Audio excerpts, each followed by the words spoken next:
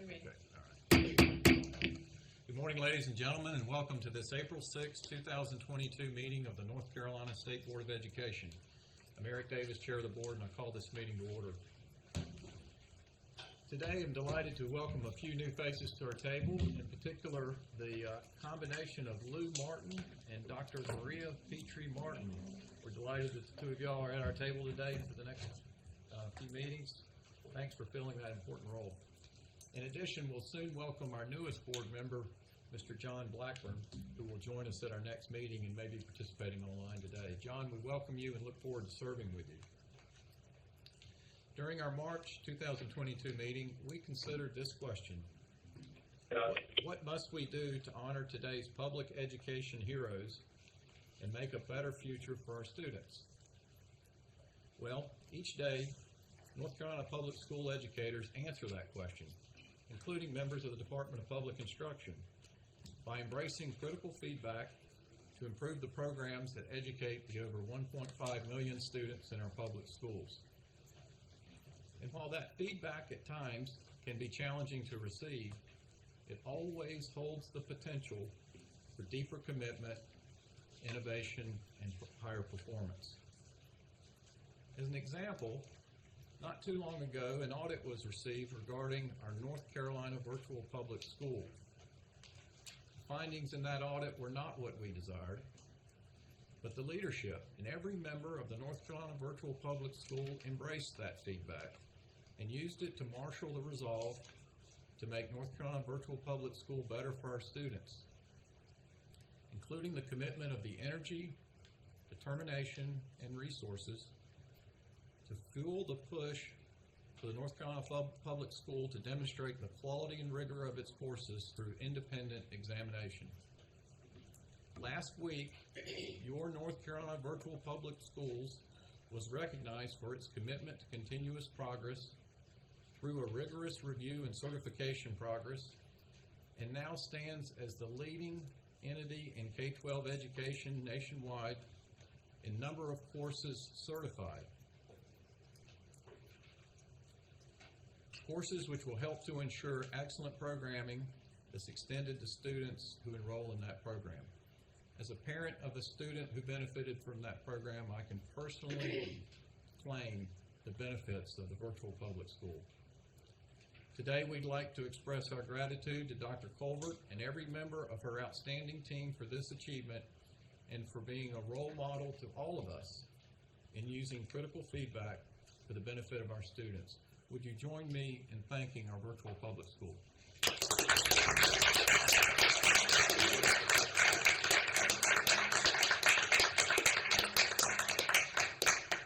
Thank you again, Dr. Colbert. As we enter the work of this April meeting, let us deeply ponder our own personal duty and responsibility to seek and reflect upon critical feedback, particularly in keeping our students in the center of our efforts to eliminate the inequities which continue to exist in our public schools. Let us ask and answer, if not now, then when? Our students are counting us to reimagine and recommit in order to meet their basic academic and non-academic needs. So let's get to work. Board members were reminded that it's our duty to avoid conflicts of interest and the appearance of conflicts of interest as we handle the work of this board.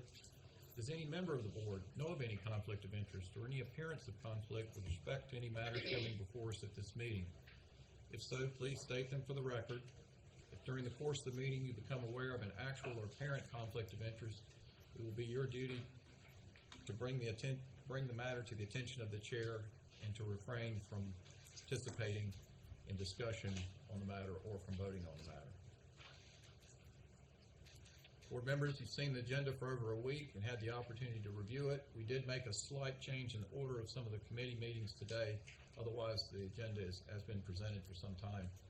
I ask if there are any requests for changes to the agenda. And hearing none, I request a motion for approval.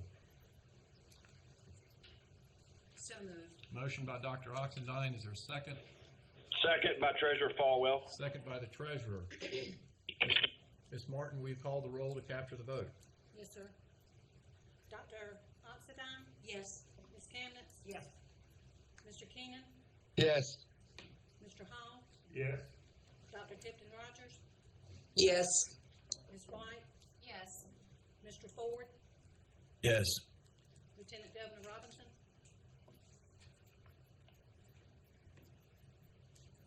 Vice Chair Duncan, Yes. Chair Davis, Yes, and could you call the treasurer? Treasurer Falwell. You did, okay. Yes, and Mr. Chair, in other meetings that I chair, without objection, what we're doing, if it helps you in efficiency, is if the person makes a motion a second, we're considering them a yes vote. It might speed things up. It's just your at your discretion, but it works pretty good. Thank you for that feedback, treasurer. Appreciate it. Well, now, so the motion passed. We now have an agenda and we'll proceed to our committee meetings. I note the committee chairs and audience that all voting on consent and any item requiring action will be completed tomorrow via roll call votes. I now turn to Dr. Olivia Oxendine, Chair of the Educator Standards and Practice Committee. Dr. Oxendine. Thank you, Chair Davis. I am Olivia Oxendine, and I chair this committee. Joining me in that leadership responsibility is Miss Amy White. The first four items are action items, and what I would like to request the staff to do is come to the mic and do kind of a thumbnail of the item, because they are ready for vote tomorrow. And just a thumbnail and any kind of update that we need, maybe feedback from the field or any kind of tweaking that might have been necessary. And then also to let us know what we are supposed to be, what is the recommendation to the board. So Dr. Seiberg, you are standing there ready to go. Good morning, board members. This ESMP1 item is for the educator preparation program performance reports. This is a requirement in law that annually that we provide a variety of metrics on the effectiveness and the pipeline as it emerges into our state system for training. So this report is essentially it's two things. It's a series of report cards we've created as a series of visual analytics that you can see on our website, on the DPI website. And the second is formal static documents, which is a much more detailed look at the educator preparation programs and what they've been doing for the past year. And in addition, we've also put in a request in this report that they move the obligation of fulfilling this requirement from December to April, and that's we do this annually, and they often don't change it, and they have yet to change it to date. But we still are trying to move that to about April, and that gives the board time to review it and meet that expectation, because the December deadline is never met because of some of the requirements that we have to collect due to the access of the information. So that's another component that's involved in this. And essentially, your approval of these materials then will move it over to the jail EOC next door for meeting the formal requirement in law. Very good. Are there questions or comments from my colleagues regarding ESMP1? I would just remind the board members and others listening in to take a few minutes to look at that dashboard, because it is mighty impressive. I mean, the amount of data that are stored as a repository, stored there, that really gives marvelous data on what's happening in our EPPs. And I'm just amazed at how quick the turnaround was in developing that dashboard, because it is in law, and I believe that the timeline was rather quick, and it's just slick. It really is. So any other comments or questions? If not, thank you so much, Dr. Seiberg, and we'll move on to ESMP2, which is policy amendment, general licensure requirements. This is the endorsement updates in the area of CTE, and also related to that is the lifetime license update.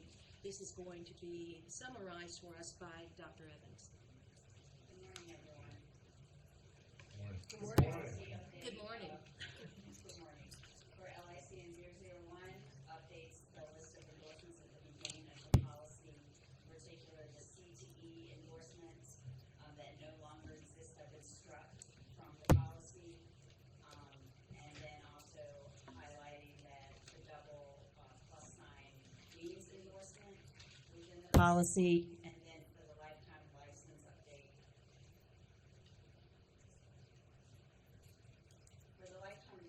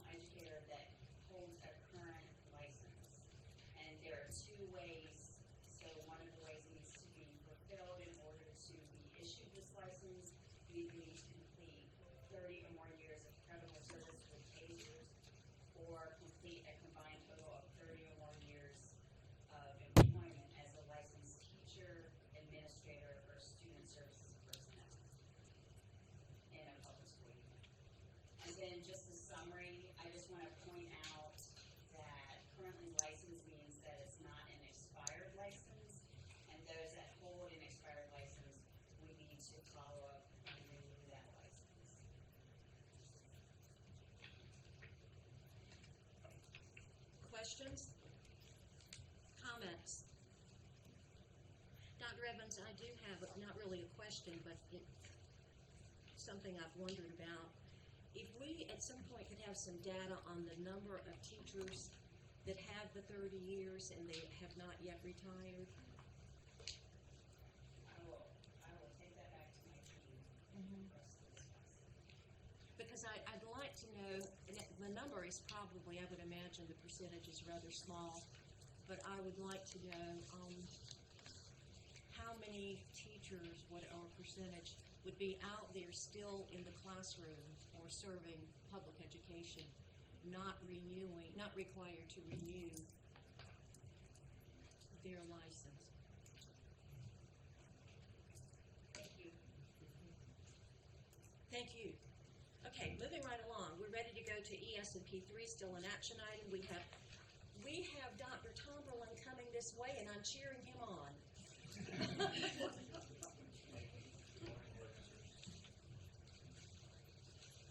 this policy is to address the experience credit for interns who are completing their MSA program with the state.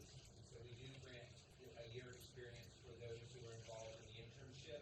But we wanted to make sure the policy covered those folks who also shift to employment during that school year, and to make sure that nobody is less about that year of experience through any kind of combination of either the internship or the employment as an assistant principal during that year. The policy as revised is there for you, and our recommendation is that the board approve this policy. Very good. Questions, comments?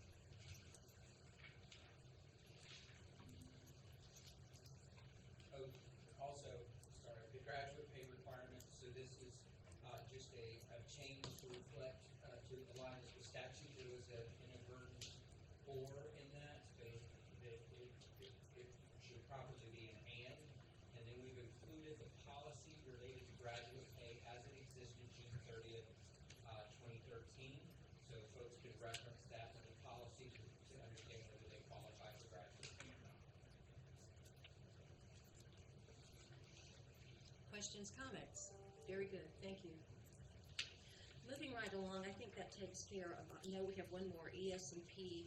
This is another report to the JLEOC, and this is the state of the teaching profession, and it fulfills GS 115C 299, and Dr. Tomberlin is remaining at the mic. So as you'll recall, last month we presented the information related to the state of the teaching profession in North Carolina, and the major takeaway here was that the attrition rate in North Carolina remained within the realm of expectation for what's average. We didn't see any great increase.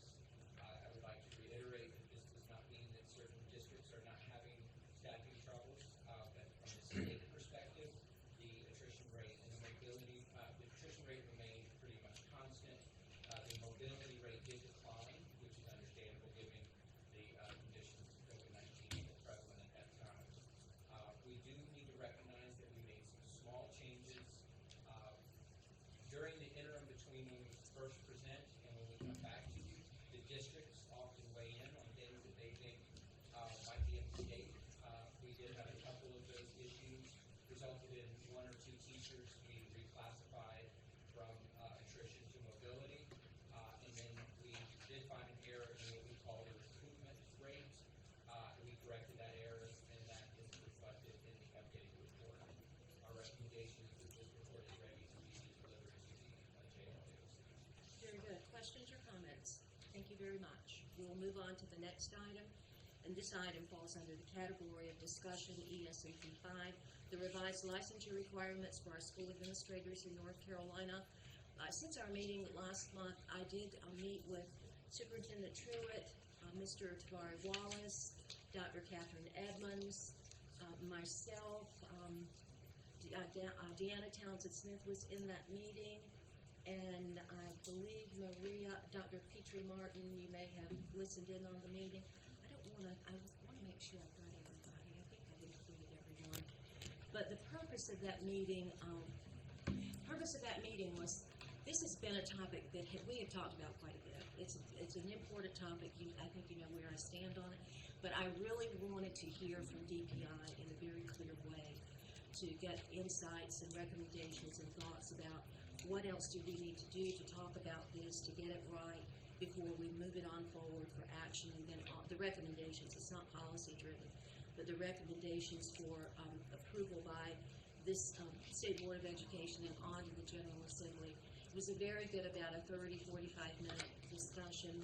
We talked about the recommendations that have come forward from Pepsi that we entertained and discussed last month as well. And also, you know, Pepsi was given lots of information over the past several months from 3 stakeholder groups. So it has thoroughly been discussed. But still, one more time, get DPI around the table, listen to the superintendent, listen to Barry because he chairs the principal advisory group, on and on and on. So we had that meeting. And so Mr. Wallace has the honors of doing the summary and also some recommendations coming from the voice of NCDPI. So I'll turn to you, Mr. Wallace.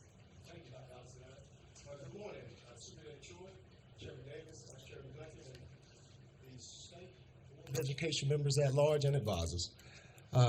We're going to review the principal preparation requirements. This is our 3rd time at bat on this, and we're going to attempt to summarize it here. But as a point of personal privilege, I wanted to take the time out to say Happy Assistant Principal Appreciation Week. All right? We cannot do it without them. Let's give our assistant principals. They are great co-leaders, and they definitely got us through the pandemic, assisted us getting through the pandemic and leading kids to success. All right, we're going to continue this discussion. Again, just going to do a quick summary of the work up to this point. We're going to give you some additional information that you probably saw already provided in your packets. We benchmarked with 6 other states. We call it our 6-state cohort. And also our DPI's perspective that was requested during the last meeting. And then next steps. We'll conclude this presentation. All right, in reviewing 115C-284, we found that we were out of compliance last summer in some of the components, mainly being the licensure exam, the MSA requirement, the definition of what a year-long internship is, and then 4 years of classroom teaching experience. So we called on our stakeholder groups. As you can see, in CACT are our EPP partners. Just as a quick review, we asked the principals, the North Carolina Principal Advisory Commission, and a committee that is, and also the Teacher Recruitment and Retention Task Force, which is made up of chiefs, assistant superintendents of HR, and directors of HR, to get a complete perspective on this. And what we found out in regards to licensure, it was unanimous that none of the groups supported a licensure exam. That was a unanimous. In regards to the MSA was preferred, but if you had a master's from another field, then that would be welcome as long as you took the licensure-only route and added your administrative license to that master's. In regards to the year-long internship, 2 of the groups said a year-long, one saying 1,000 hours and the other one simply saying a year-long. Then Incacti came in with 300 to 500 hours regarding that. And then with teaching experience, the HR specialist said 4 years. Incacti and the principals settled at 3 years of teaching experience. So that's a summary of what Pepsi had to look at as we go to our next slide. They considered all 3 groups, and I think they did their best to synthesize the information. And what they came up with was discontinue the licensure exam. In lieu of each requirement, though, we asked that they have a performance-based assessment, which will be included in the portfolio process as they complete their internship hours. A master's in school administration or principal licensure add-on to their current master's that they already have before the end of the program. Pepsi said a range of, and I need to specify this, no fewer than 500 hours for the internship. And then teaching experience, 4 years of teaching experience in the licensure area, but that would also include the teacher and support services of a PSU. Okay, so this is different from before. What you're looking at here, we have compiled a list in the certain areas from our cohort states that we benchmark with. And as you can see, in regards to the internship hours, 6 states all the way across. Pull out them glasses, boy. This is, all right, here we go. All right. In regards to internship hours, 3 of the states said no hour requirements, and then 4 of them did require an hour. No, I said it right the first time. 4 of them didn't require any requirements, but Massachusetts said 500 hours, and Virginia said 320. Now, preface Virginia because 120 of those hours, they are obtained during the coursework. It's a little bit different when we looked at the research. In regards to education, every last one of them said master's is desired. As far as the assessment, every one of them requires an assessment. And then with years of experience, 3 of them said 3 years of experience, and then 3 said no teaching experience. But I want to go back, when they require the assessment, all 6 of these states, y'all, require a 2-tiered system in regards to licensure. They come out, they practice as an assistant principal, and then they have another hoop to jump through before they get the principal licensure. One of those states, you can't even be a principal until you complete that hurdle. You have to practice as assistant principal, pass the test. Then you can obtain a school as a principal. Okay, next slide. Just for your reference, we did this. We put this in so you can understand the coursework and what principals go through with the coursework. There's a course on state and federal laws. There's a course on technology, effective technology use. There's a course on how to evaluate teachers and support personnel, course on effective leadership and implementation, school climate, skill in observing and analyzing teaching in literacy and numeracy. And then there's a course that is required for the process to support and lead at-risk children. All right, so this is the range that we want you to consider. We're just trying to illustrate something for you here. What you see here is a range of the program coursework from EPP to EPP. 33 to 42 for the full MSA, that's coursework hours, okay? And for licensure only, it drops to 18 to 27, a little more than half, y'all. As far as the internship hour range, it goes as low as 200 and go as high as 1,500. I'm gonna go ahead and say that's TP3, the North Carolina Principals Fellows, is where the 1,500 is. And the licensure only route is 200 to 850. Again, a little more than half.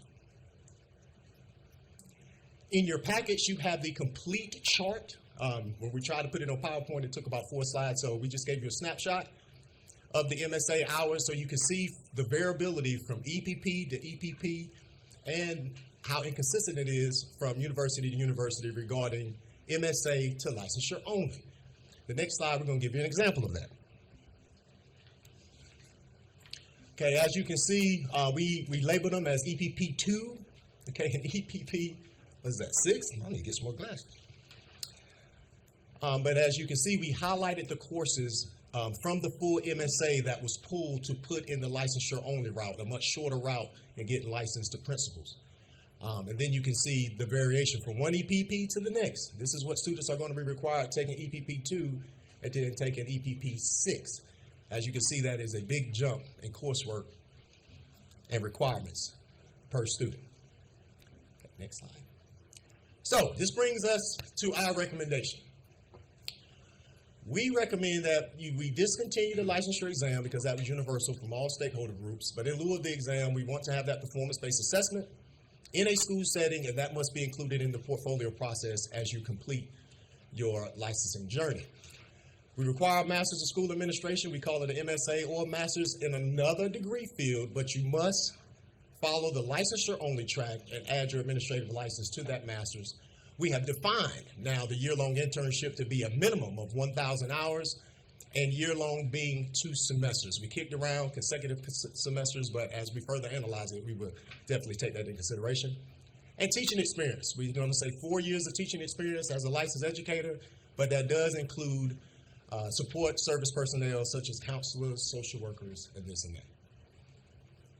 So our next steps, we ask that you accept this DPI recommendation as presented. We want you to consider licensure only as a part of this legislative ask because it currently isn't there. Include in the State Board of Education legislative priorities for the 2022 short session to meet the August 30th, 2022 deadline of SL 2021-170. Administrators were grandfathered, as you remember last year. But that sunsets on August 30th. So we need to take action to make sure the new students coming in and giving EPPs time to prepare for what they're going to have to do in the future. Failure to do so will result in the termination of licensure-only programs, and that is exactly 1/3 of the principal pipeline, ladies and gentlemen. And empower North Carolina DPI to study and revise principal licensure to include a 2-tiered system and maybe get a hold on the variability from EPP to EPP and from MSA to licensure only. And I volunteer to lead that work. You're hired. You're hired. Yes, ma'am. Is that your Yes, ma'am. conclusion? Listen, that's very fine work and very good recommendations, absolutely. I'd like to turn it over to my colleagues for questions and lots of comment. Okay, Superintendent Mr. Bailey, hold on just a minute. I've got to beg forgiveness because 2 other individuals did attend the DPI meeting, Dr. Tomberlin and Dr. Steinberg. So you were a part of that, I think, 1-hour telephone call that we had to talk about DPI recommendations. Superintendent Truitt. Thank you so much, Dr. Oxendine, and thank you so much, Tabari, for this, as Dr. Oxendine said, very fine work. You've synthesized a lot of information here for us and a lot of hours spent in various conversations, and I'm so grateful for this work.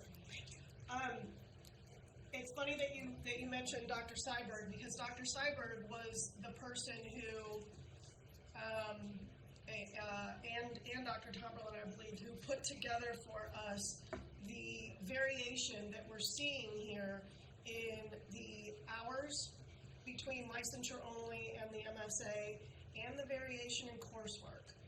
And so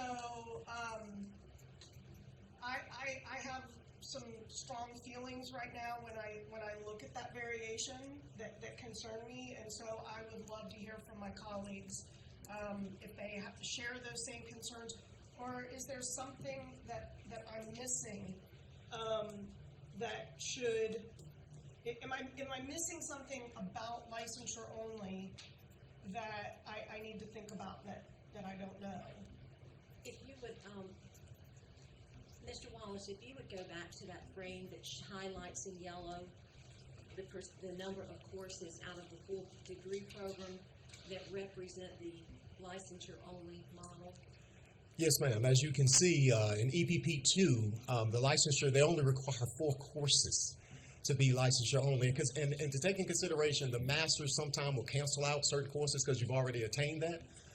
But there is still major variability. I mean, I would hate to be enrolled in EPP2 and then my best friend was in EPP6. And they finished way before we do. But there is extensive variability in this data, and that's across the board. And again, we gave that to you in your packet. And let me give a little bit of history about the licensure-only model. This went into effect probably about, I would say, 2009, 2010. At the time, there was a perceived shortage in principals in North Carolina. So the solution to that was to come up with, and I don't know whether it's in statute, it's probably in board policy. I don't know whether there's a law that regulates the licensure-only model. But so EPPs were directed to create an LO program only, in addition to the full MSA program. So I will go forward and say that UNCP is not EPP2. That is. It is not. It's ma'am, you're correct. We require 24 hours of the 36 hours, the full MSA program for the licensure only. But see, there are no policy safeguards or guidelines in terms of how to create that LO model. And my recommendation is that we don't need I don't think we need a statute to do this. Right. I could be wrong, but I think that we could sit down as DPI and state board members and create a policy around the licensure-only model and come out with a very strong model, because it is it's very needed. It's a model that really does serve a lot of purposes. So I would hate to see us do away with the LO model. Definitely I would. But it does need to be strengthened, and it does need to be very specific in terms of what we expect in terms of coursework and internship and so on and so forth. One of the things that I would also say about the recommendation for the 1,000 hours of the internship, I would probably prefer something like a 750 hour to 1,500 hour, because your part-time student, MSA student, the part-time student won't have enough time during the day to get up to 1,000 hours in a 2-semester internship. 750, right now we require, a lot of EPPs go with the 500 minimum, and that is sometimes a stretch for the part-time student to get those 500 clock hours. So I would recommend, my recommendation would be a 750 to a range of 1,500. I can agree with that. Mr. Hall? Thank you, Madam Chair. Just for my own clarity, the licensure only is an add-on Mm-hmm. to an existing Masters. master's. Yes, sir. Okay. And where does the person who is already in a program now fall with that 4 hours of, 4 years of experience in the classroom? Would they have to go back, go out, tag on? What? They were grandfathered in with They were the grandfathered in. last year, yes. If you've taken one class up to August 30th, then you're grandfathered in like the rest of us. You're good. But what we're doing now is to make sure that we fix it prior to the new cohort taking classes after August 30th. So if this flows through the process and becomes policy, whatever word you might want to use, would that say that that teaching experience will be gone? Yes, everybody that's in now, they're good. If you had 3 years of teaching, if you've already been licensed or you've taken a class, you're good as far as being considered for a license. One course, that's all it takes to enter. And I'm thankful for the legislature for doing that. I really am. One course? I just need to clarify something on that waiver that was created by the General Assembly. Any teacher who was licensed between 2011 and 2020 is grandfathered in fully. All future renewals, they're covered whether they have the 4 years or not. For those who complete the course by August 31st, 2022, they are waived from that requirement to hold the license, but their future renewal is not covered. So we don't want to give the impression that they're fine, because at the renewal, if they don't meet the requirements to hold the license that are in statute, their license is in jeopardy. So the revision to the statute has to include making those folks whole throughout the process. Now, that makes sense to for that other thing. Sorry, that was a really, And I know significant cases of that. That's why I asked that question. And also, as far as the statute, that licensure test is still in statute. So that's why we do need some legislative ask in Thank you regards so to much, this. I appreciate it. Yes, sir. Kevin is neophyte. Ms. White? I hope this won't, I hope this is not redundant, but if I have a master's in history, I've been teaching for 6 years, I decide to do the add-on licensure only. Have we done the skill assessment gap between what I would be seeing coming in from the licensure only and what MSA would offer? Or is the assumption that the 1,000 hours of practice would cover? So have we gotten down and bullet pointed what's missing? No. That's an issue, because our folks that are in the field are the ones that would be able to tell us. You can.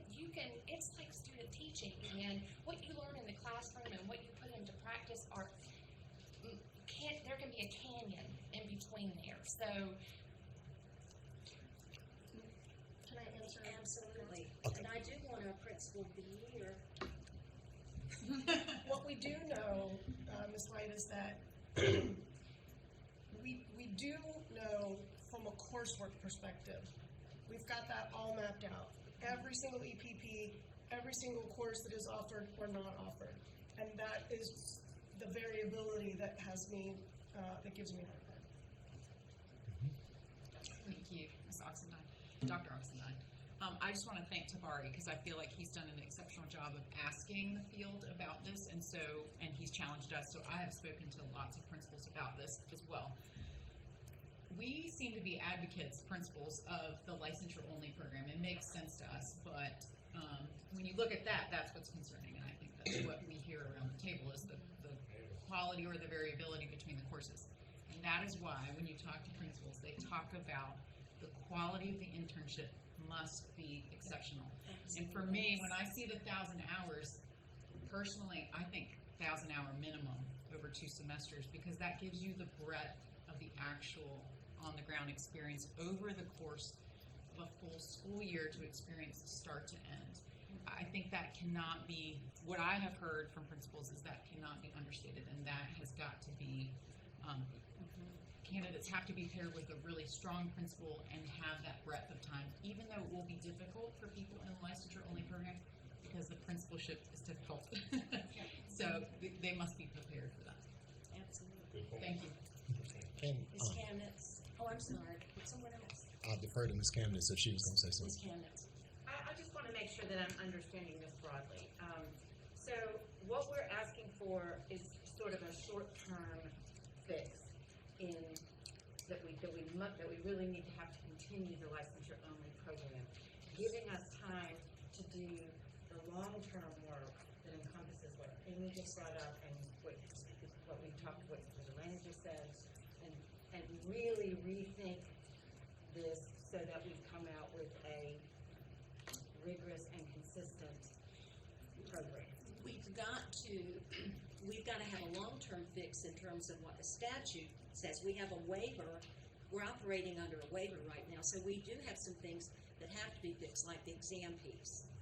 And some pieces I think we can refine and strengthen outside statute, like the internship, like the LO licensure only piece. But we have to deal with this waiver thing, and the waiver is making us safe around the exam and the teaching experience. Yes, ma'am. Is that right? Yes, ma'am. And that's what you're asking to do, is to have time to really dig into that. Yes, ma'am. And Ms. Kamnitz, that's what that last PowerPoint empower us to actually continue to study, because what we found out, just like Eleanor just said, you have some principals that regulate assistant principals to books and buses. You cannot learn fiscal responsibility, you can't learn curriculum, you can't learn anything when you're regulated to those 3 pots. What we want to do is get some guidelines. Okay, you need to go over what 411 is. You need to let them know what $06, $062 do and $061 do. You do need to know curriculum. We want them to go over that so they're checking those boxes during that year-long internship. Kind of bringing it back in. Are there other, the superintendent, yes, Well, please. thank you. I'd like to add to this discussion. I agree with what's been said. I think it's a complicated issue, and I think many things like this, circumstances like this, we look at the need, and I can tell you from the field, the need is extreme for both principals and assistant principals, and we have posted jobs in my area in Eastern North Carolina, and I think talking to my colleagues around the state, they have positions that nobody applies for, and that has not been the case traditionally. So I think we are in a different time. I don't think it's just pandemic driven. I think the need is there. However, we should be careful about our extreme actions in response to some extreme need. I think there's great variability. I'll go back to something that Dr. Oxendine said that I agree with. When we're looking at, I don't think we just need to look at, and I salute the work y'all are doing. I think that's fine work. I think that it does need to be comprehensive, that it is a wonderful opportunity to back up and look at the whole thing. I don't think we just need to look at add-on licensure. I think that's important. There's an extreme need for that, but I don't think we need to to cut corners because of need. It needs to be as high quality as we can make it, because guess what? Those needs in those jobs, not needs for employees to fill those jobs, but the needs for the work. The work is deep and wide, more so than it's ever been, and the quality of preparation needs to match that. But there's variability, as Dr. Oxendine noted, in the EPPs already. Yeah. Like in the number of hours they require and all that, and that needs to be noted. I was talking about that with leadership at ECU 2 weeks ago in a recent meeting, and they're on that track and of that mindset about working toward bringing some greater level of consistency with other EPPs around. So I think we need to look at the whole thing, because the reality now is that most teachers aspiring to be administrators and completing an MSA program are not going full-time as full-time interns. And I agree, there's no substitute. I was a North Carolina Principal Fellow, a proud Principal Fellow, many others were. There's no substitute for that. A full-time internship with comprehensive experience that affords one. But most teachers now are doing this after a full day of teaching. They're taking classes at night. They're trying to get these hours, 500, 750, 1,000, whatever it is. I think we need to realistically look at that too, and not forget that that's the reality that we're dealing with. So we need to look at the whole thing, not just add-on licensure, but the consistency or not among EPPs as well, because that's a big issue for us. Thank you very much. You're right on the mark there. And I see a hand, Ms. White. Following that comment, have we currently, the internship is offered by the PSU, right? If you're doing residency or you're teaching, the owner of the internship is the EPP. I defer completely to In EPP. cooperation with a PSU and a school and the district. So perhaps we should be thinking bigger, so that the internship is held by the state, so that principals in that internship are equipped to move from Rowan County to That's right. Cullowhee to Charlotte, North Carolina, so that universally every principal is seeing and they are equipped to serve wherever they might have an opportunity. There's a large school districts move principals all the time because there's a constant need to fill spots, and you want folks to be able to, and superintendents to be able to know that that the folks that they're recruiting to their districts are coming in with the same toolbox, equipped with the same set of skills. See, and I think through policy, we could make that happen. We could look at the internship, pull together.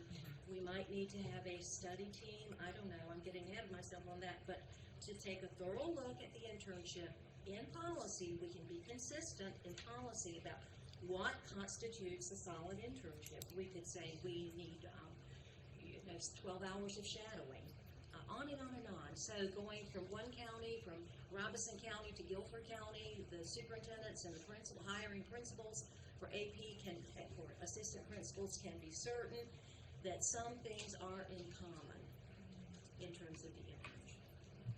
This has been a very good discussion. I don't want to shut it down because I love this topic. I could go on and on. I just have one last thing.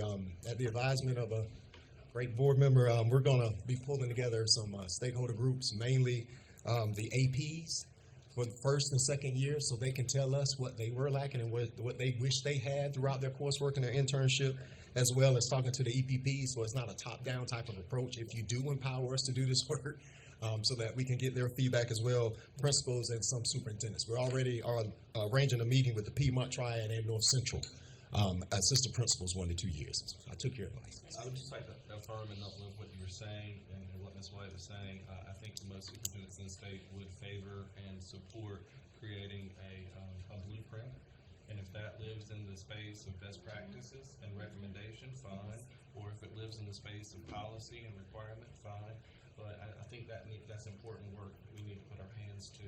So I would definitely support that. In a small Eastern North Carolina district with 8,500 students, we deal with 4 different EPPs regularly, sometimes more, sometimes fewer. But with with some not so small variability among those EPPs and how they implement, what their expectations are in terms of hours and all that. So I think I would support that, and I think most superintendents would. Thank you very much. Chair Davis, I would like to propose that the board consider, perhaps, I don't know what we call it, maybe for the lack of a better term, a task force to work in conjunction with Mr. Tabari's group to give serious thought to the internship and the licensure-only model, and probably the MSA, but specifically those two pieces of preparing our school administrators. I agree, that's a good idea. Thank you. Thank you for such a good discussion. And Mr. Wallace, hats off to you. Thank you so much. So we're ready to go to the last item under. Mr. Chairman? Mr. Chairman? Yes, yes, Mr. Falwell. Thank you. Sorry to interrupt, but I know that you've probably transitioned off of employment of teachers, and I just wanted to highly recommend that you, when you were talking about this subject, whether it's credentialing or the IRS return to work laws regarding our pension plan, that our door, mind, and heart are open to anybody at DPI on this issue about return to work as it relates to the pension plan and it not violating a person's pension. So I just want to make sure I say that publicly. It's a serious matter when folks try to return to work, and in addition to the credentials issue, there's also the issue regarding the pension. So thank you for letting me say this. Absolutely, and thank you. We will move on to the last item under ESMP, and this is ESMP 6, the educator preparation recognition. No, I'm sorry. I'm getting ahead of myself. This is pertaining to the approval of community colleges to seek initial approval to become an EPP, and Dr. Cyber will walk us through that item. Thank you, Dr. Oxenstein. This is a quick one. The department received the feedback from the review team for the community college application for initial authorization to become an EPP in the state of North Carolina. That feedback was then shared with the community college system, and they've requested some additional time to refine and strengthen their proposal based on that reviewer feedback before it comes to the board for formal consideration. So our expectation is that this will be coming to the board as an item for consideration in May. All right, very good. Any questions or comments? The one question that I have, Dr. Cyberg, has to do with the EPP report card, the annual report card. Let's say a campus, one of our community college campuses, does become an EPP. They've received the initial approval to operate as an EPP. Mm-hmm. Would those factors in the report, the report card, would they apply to a community college? That's correct. We would disaggregate that the system by the individual community colleges that are participating as providers, and we would provide the outcome measures just like any other EPP. And that doesn't mean that we can't aggregate together to look at the system as a whole, but we would definitely be disaggregating so that you could see the effectiveness and the data by the individual community colleges across the system. Okay, and I want to be sure that I understand this initial of what we would be approving. So I'll use a scenario. Let's say Robinson Community College seeks initial approval to operate as an EPP. Could that campus, could that school then prepare teachers through a 4-year pipeline? They would have to, so this would not be a program that would be a degree, that would result in a degree. This would be a residential pathway only. So the assumption would be that the candidates that would be attracted to the community college system would already have an undergraduate degree coming in. So they would be prepared to head down the residency pathway. Okay, that clarifies my question. Thank you very much. And so, do I have questions or comments from my colleagues? Thank you, Dr. Cyber. You're welcome. And now we will go to the final item. This is a requested update, and this is pertaining to the North Carolina Pathways to Excellence for Teaching Professionals update, and this is based on the recommendations that we have already heard and received from Pepsi regarding the work of the Human Capital Roundtable work. So Dr. Seinberg is going to give us another installation of this information. And, okay, combination. So take it away, combo. Great, thank you very much, Dr. Oxendine. So today we're going to be presenting a more detailed model of the high-level Human Capital Roundtable vision for expanding teacher licensure and compensation systems. So this, we're focusing in this presentation on policy implications. There are a tremendous number of implementation issues that go along with this, but we're staging this as getting the policy before we talk about implementation. There were 4 Pepsi subcommittees. Those are preparation and entry, advancement and development, licensure, and budget and compensation that worked on this proposal. I need to strongly reiterate that this is not in any way the final model. This is not a model we are asking you to vote on. This is to let you know what is being presented to Pepsi to further their work. During the course of this work, many of the subcommittees raised concerns that they couldn't envision the full model, that they were only privy to pieces of this. And so Chairman Miller asked DPI staff to take what we've learned from those 4 subcommittees and present it in a cohesive way so that folks could understand where the other groups had made decisions. And in the cases where decisions had not been made, DPI staff filled in those gaps with the understanding that these subcommittees would continue to work to take those pieces out that they didn't like or wouldn't recommend and insert things that they would recommend. So this is an editing exercise for the subcommittees. This is not in any way to indicate that this is the model that should be considered. And then finally, the intention is the subcommittees complete this work in the coming months towards the end of the summer to present to the board their final version of what this model should look like.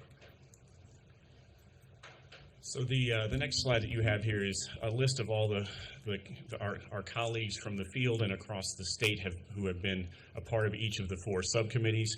The real take home here is just to try and share with the board just how deep the amount of folks were involved in this process to date, and the wide experience that has been brought to bear on this item over the past couple of months. On this slide here, you'll see a timeline of the activity. I just want to sort of frame what's happened and where we're headed. This whole project started back in spring of 2019 with the Human Capital Roundtable. And from there, back in February of 2021, we did do an initial presentation to this board. And it was at that time that you all instructed the Professional Educator Preparation and Standards Commission to take on this work and further flesh out what had initially been developed. That work began in March of 2021. To date, we've had many meetings, and I think that's a testament to the complexity of what's happening, as well as the care and effort that has been brought to bear in each of these subcommittees, as well as the co-chairs, and a lot of deep thinking and processing to make sure that this is rolled out and clearly understood by the various stakeholders so that they can make informed decisions. In December of 2021, just a couple months ago, DPI staff converted the subcommittee recommendations to date into this draft proposal, and that's what Dr. Tomlin had mentioned a little bit ago. In March, NCDPI presented this specific model that you're going to see today back to Pepsi. And then you're seeing it obviously today. Going forward, Pepsi will then will go back to the subcommittee activity, and they have the next couple of months to think about how this initial design has been put together, and to respond in places where they're in alignment, and if they have concerns, they're raising those concerns with the idea of strengthening and refining this proposal. So again, I just want to reiterate the importance that this is not the final model, that this is a sort of a staging model to help move the work forward at the individual subcommittee level.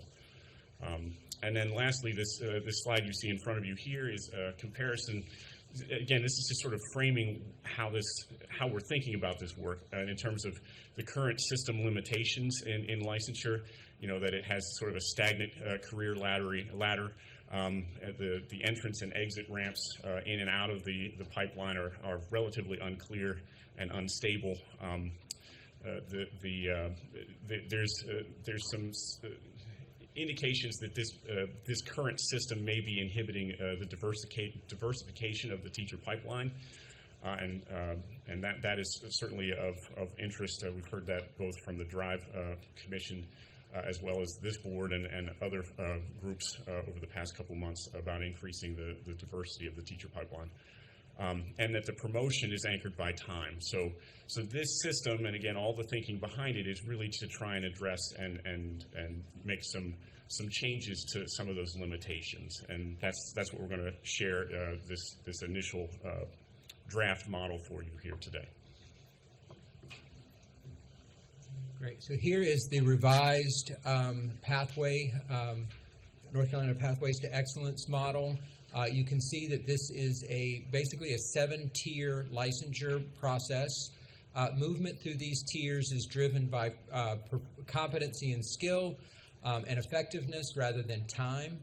And on the far left, you see the apprentice teacher. This is recognizing that programs like our TA to Teachers, which brings folks that don't yet have a bachelor's degree into the process. We need to be very clear here that these are not teachers of record. They are much like the TAs, but they're being recognized with licensure from the State Board of Education, and they've clearly demonstrated a desire to move through the teacher licensure process. License 1 teacher is analogous to a residency licensed teacher who is coming out of, who has completed a bachelor's degree and shows interest in teaching in North Carolina. They, of course, will have requirements for content and pedagogy to meet before they're fully licensed. The proposal here is that these teachers earn a base salary of $38,000 a year. It's okay. Dr. Comperling. Yes. I'm going to exercise a little bit of chair discretion here for just a minute. If you'll pause at that frame there for just a minute. I want to ask a question, and I guess I want to frame it around why this isn't merit pay. Sure. So I wonder, let's take the category license 3. Is it license 3? With a $45,000 Yes. salary. Could that teacher, let's say in the current system, well, we are in the current system, nothing has changed. Would that teacher today be making about $45,000? It depends. So in this model, this teacher will have demonstrated the skills and competencies in content and pedagogy necessary to hold a clear license. Mm-hmm. In the current system, that takes the teacher approximately 3, in some cases 5 years to achieve that level. Under the current model, that teacher would be earning $40,000 a year if it's 5 years, or 37 if it took them 38 if it took them 3 years. But again, it's not an apples to apples comparison, because what we're saying here is, irrespective of the time they've spent, they have demonstrated the skills that are necessary to hold that position, rather than just the time. So, and you'll notice the star on the top. The idea here is that they bring those skills and competencies to the profession that are that they receive in many ways, in most ways, in the traditional ed prep programs. So where those folks have gone through that process and achieved those skills and can demonstrate that competency, we're proposing to go ahead and advance them in the salary schedule rather than have them wait until they put in the sufficient amount of time to get there on the current step and lane system. Okay, very good, thank you. Sure. So just to be a little quicker here, the license 2, there are some requirements that move you up to $40,000 a year, and then as we discussed in license 3, that person's up to $45,000 a year. That star on the top is meant to indicate this person holds those skills and competencies and has demonstrated those that we find typically exist in our students who complete a traditional ed prep program. From that point, you move from the entry-level certification, where you're demonstrating your skills and competency, to the professional side of the system, where teachers are now showing impact on students. And so we want to move from just I have the skills to I'm employing the skills and bringing them to bear on the lives of my students, and that's what drives the second half of the licensure system. And there you see a salary of $56,000 with the opportunity to hold advanced credentials that are associated with specific roles in our schools that can increase that salary with a differential of 10% and 30% respectively.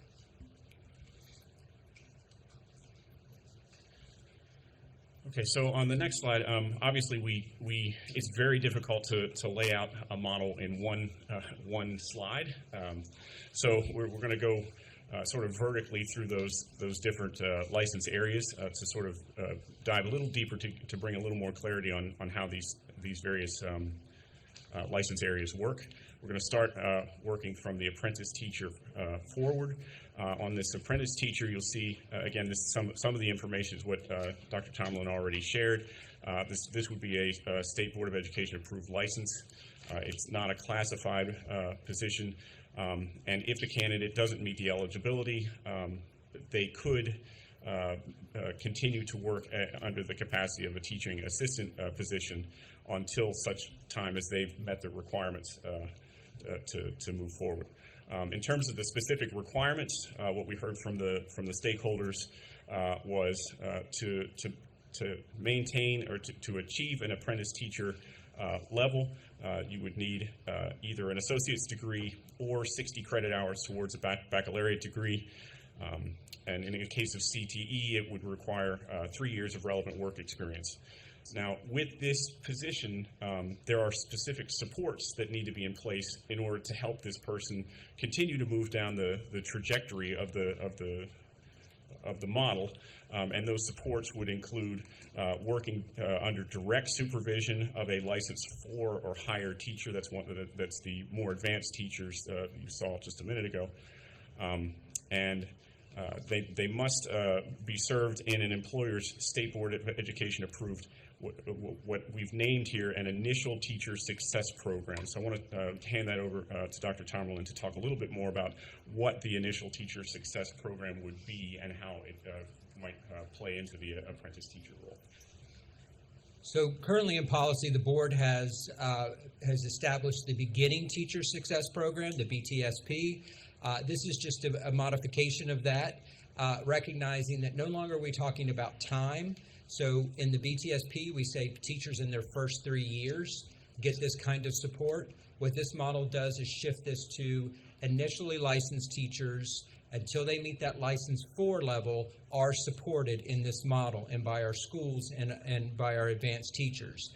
So you would, that model would have, that program would have to be modified from its current incarnation to meet the needs of teachers at every license phase that those entry-level license phases. So the apprentice, the license 1, the license 2, and the license 3, you'd have to have differentiated support, which is not our current process. So we wanted to call out that this particular, though the seed of this is in policy, it would have to be modified to support this new model.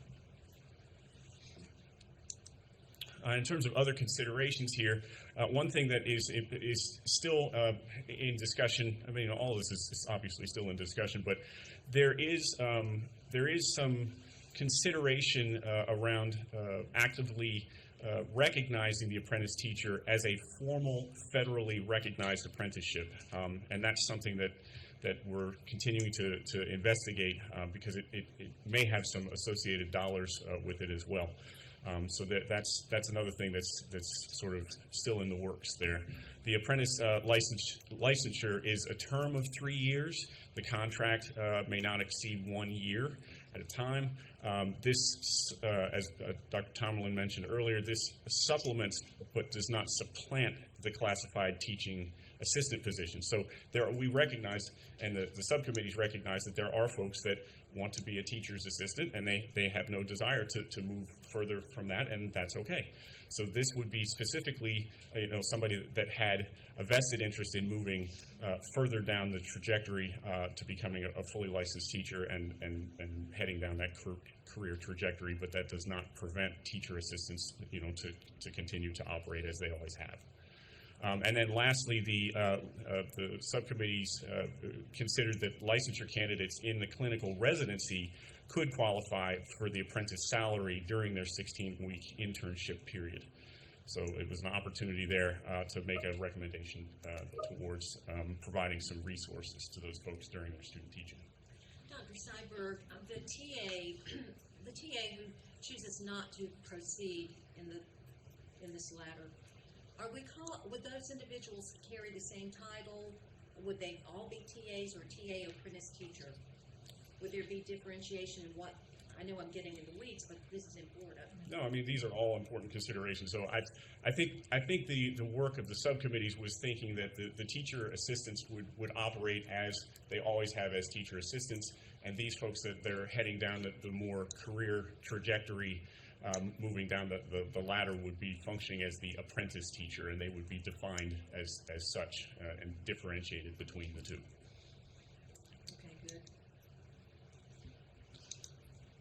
So for License 1, the requirements would be a baccalaureate degree or higher, 18 hours of relevant content determined by the employer and an EPP for residency license. So I do want you to notice the 18 hours there. We were trying to leverage, our current system for residency leverages this kind of on-ramp for teachers. You can be emergency licensed if you have 18 content hours, and you spend the time on the emergency license working to supplement your content hours so you meet the 24 required for a residency. So that's why we pitched it at the 18 to make the entryway wider for folks, and must be affiliated with an EPP or employer that guides the routing. People are not left to their own devices to find their way through this licensure process. They are connected with an EPP or their employer for guidance. The supports in this: in-class supervision by an advanced teacher, adult leadership for a minimum of 5 hours per week. That is in classroom with the teacher. They can co-teach. They can. The advanced teacher could model lessons. They could observe. They could do all kinds of different activities. But we see this as being under the direction of that advanced leadership teacher. Co-teacher of record with a License 4 teacher. So this is the concern, one of the big concerns of our prep and entry group, that folks are being, with no pedagogical skill or knowledge, are being put into the classroom as instruction, and that is occurring today. That is our current process. And so this addresses that issue. Right. Okay, what did you say? Oh, that's horrible. I've heard that a lot. This addresses that issue by making them co-teacher of record with an advanced teacher. So that teacher they're in partnership in the education of those students. It must be served in the employer's ITSP, support by the sponsor as that is awesome. Awesome. Better response that Yeah, I'll take that. Sure.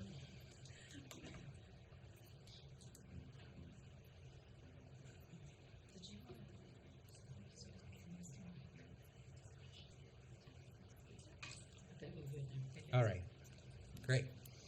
So this teacher would have support by the sponsor as defined in the MOU between the that was me. We recommend a professional advancement account for these teachers for $2,500 dedicated to their pursuit of moving to a License 2 over the term of the License 1 license. Oh, I have other considerations. This license would be a term of 3 years, and folks who are not able to complete the requirements to advance to a License 2 could hold a TA position, so they remain connected to schools while they work on meeting the requirements to advance to the License 2.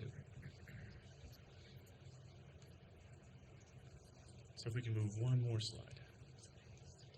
Perfect. Thank you. So moving into the Licensure 2,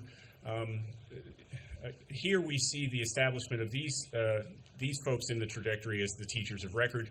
Obviously, they have to hold the Licensure 1 requirements.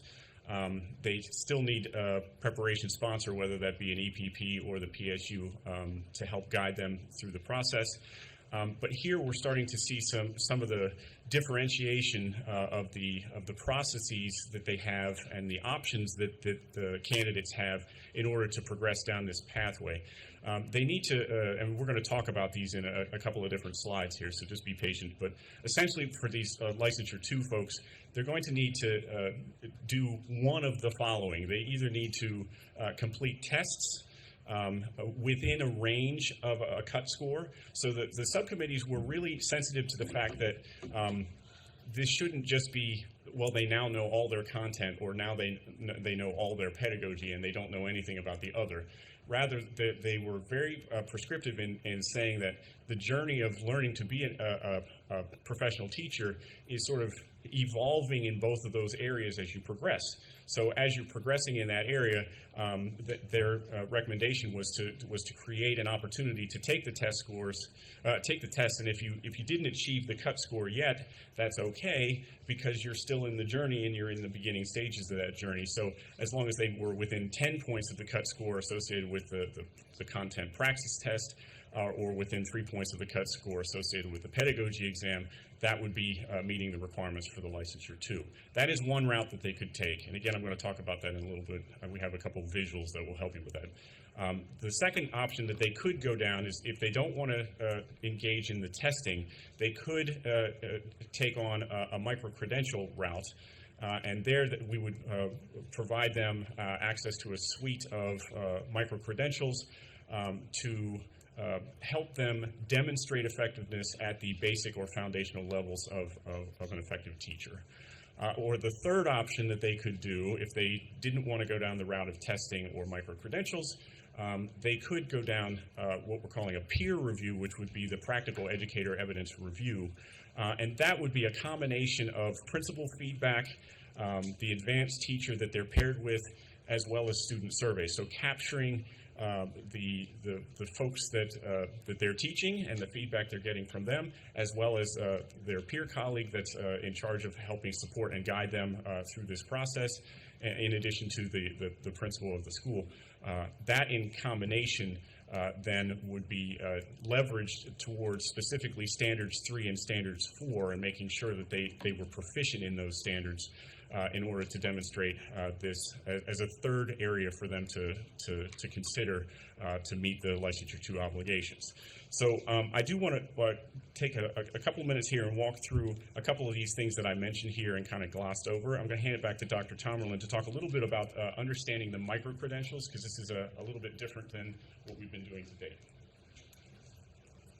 So a micro-credential is a form of certification earned by demonstrating competency in one specific area at a time. So think them as specific, discrete skills that a teacher demonstrates that they have that skill or that knowledge and can demonstrate it in the presence of their students. A micro-credential, a micro-endorsement is a collection of these micro-credentials bundled together that have a thematic that have a theme to them that demonstrate competency. So if you want to think about it in something like classroom management would be a micro endorsement or a larger thing. Within my classroom management are specific skills like redirecting student behavior, small little pieces that go together to make that larger thing. Within a high-leverage instructional area of practice, micro-credentials can be developed at the basic, intermediate, or advanced level. So this kind of learning supports early career learning, mid-career learning, and advanced learning. I do want to say before we move on, micro-credentials is not a program. Micro-credentials is a way to demonstrate effectiveness, just like we demonstrate with a licensure exam that we've met those competencies in content and pedagogy. Micro-credentials are not being put forward as a way to prepare teachers. They're a way for teachers to demonstrate that their preparation has yielded the outcomes that we want. Dr. Tomberlin? Yes, ma'am. I can't emphasize enough how important this micro-credential piece is with relationship to this level.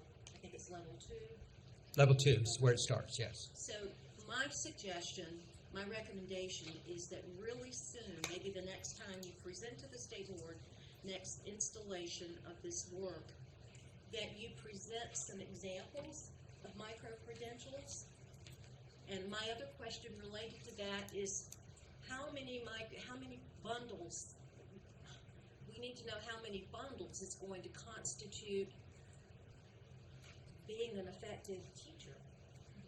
So that all of that is so abstract right now in my mind, maybe not in other minds, but in my mind it is.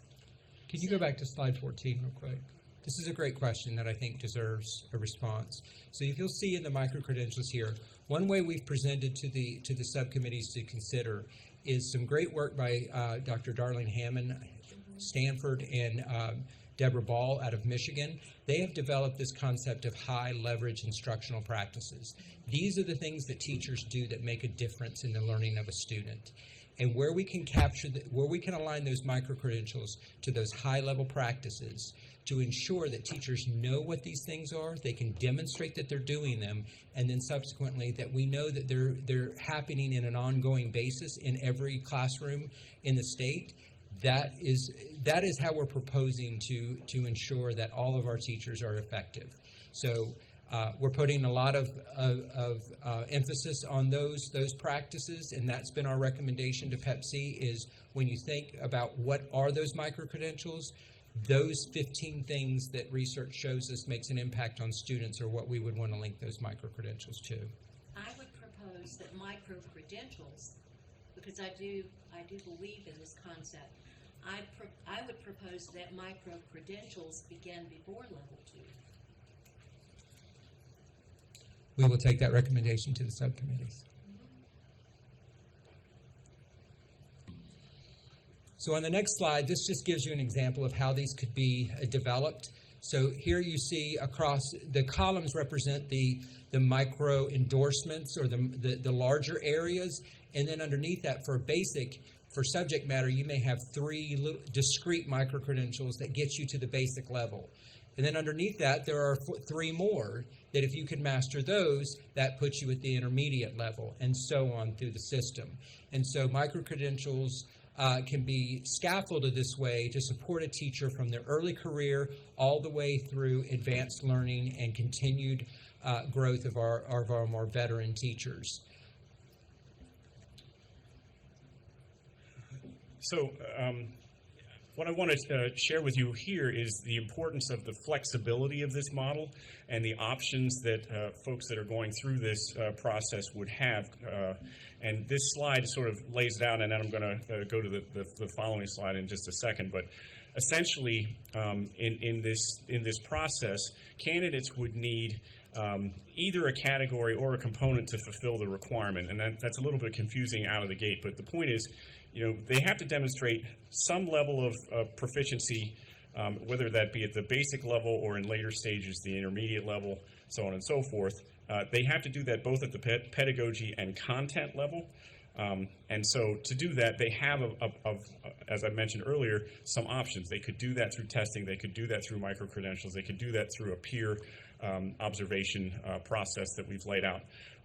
The other one that I want to share with you is that we could also include in this journey the leveraging of EVOS data, which to date has not been used as a measure for continuation in a teacher's career trajectory towards establishing their license.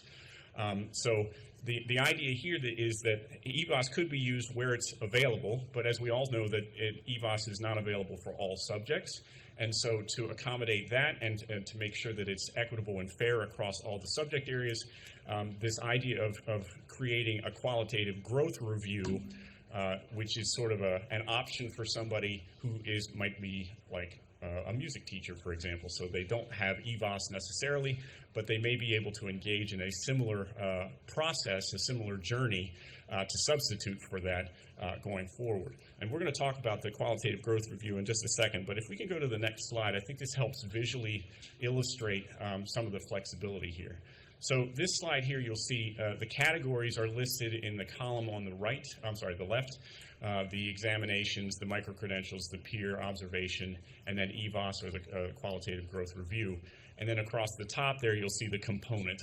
So the point here is that as they emerge and move through the license level 2 and into level 3 moving forward, they need to demonstrate something in the content area and something in the pedagogy area, but they have the flexibility to pick and choose those areas that they feel most competent in. And that has been a limitation of our current licensure system, that if you are a very effective teacher, but you can't pass a test, you're in trouble. And so this provides some flexibility to say, well, I may not be good at taking the tests, and it doesn't, if I want to take the test, I'm allowed to take the test, and I'm good to go there. But if I want to demonstrate by some of these other areas, I have the flexibility to do it. One last thought here under the EVOS and the qualitative growth review, that can be used as either satisfying a content area or satisfying a pedagogy area, but they would need to finish with one of the other areas that's listed there, whether it be examination, micro-credential, or peer. The point is that all of these are at the educator's disposal to allow their flexibility to demonstrate their effectiveness, and the various stakeholders feel confident about those effectiveness measures going forward, and they can progress further down the system. So I think it's... I would like to point out that model allows, our current system allows one pathway for teachers to demonstrate that they can move on to the continuing professional license. This model allows up to 15 different configurations for a teacher to demonstrate their competency to move through the licensure process. Next, this qualitative growth review, this is a new term we're throwing at you, so we want to take a minute to define it. So not every teacher has EVOS. EVOS is an option if teachers wanted to use that, but it certainly isn't a requirement. But to give some analogous method to teachers who do not teach tested subjects, there's this idea of a qualitative growth review, where a review of that developing teacher's student learning is conducted by an advanced teacher over the course of the year, along the standards for that subject area, the state standards for that subject area, to qualitatively assess whether the student growth over that time constitutes a year's growth, or more than a year's growth, or perhaps less than a year's growth. This is, we're going to be very honest here when we considered this. This is very much like the analysis of student work that used to be conducted in the state of North Carolina.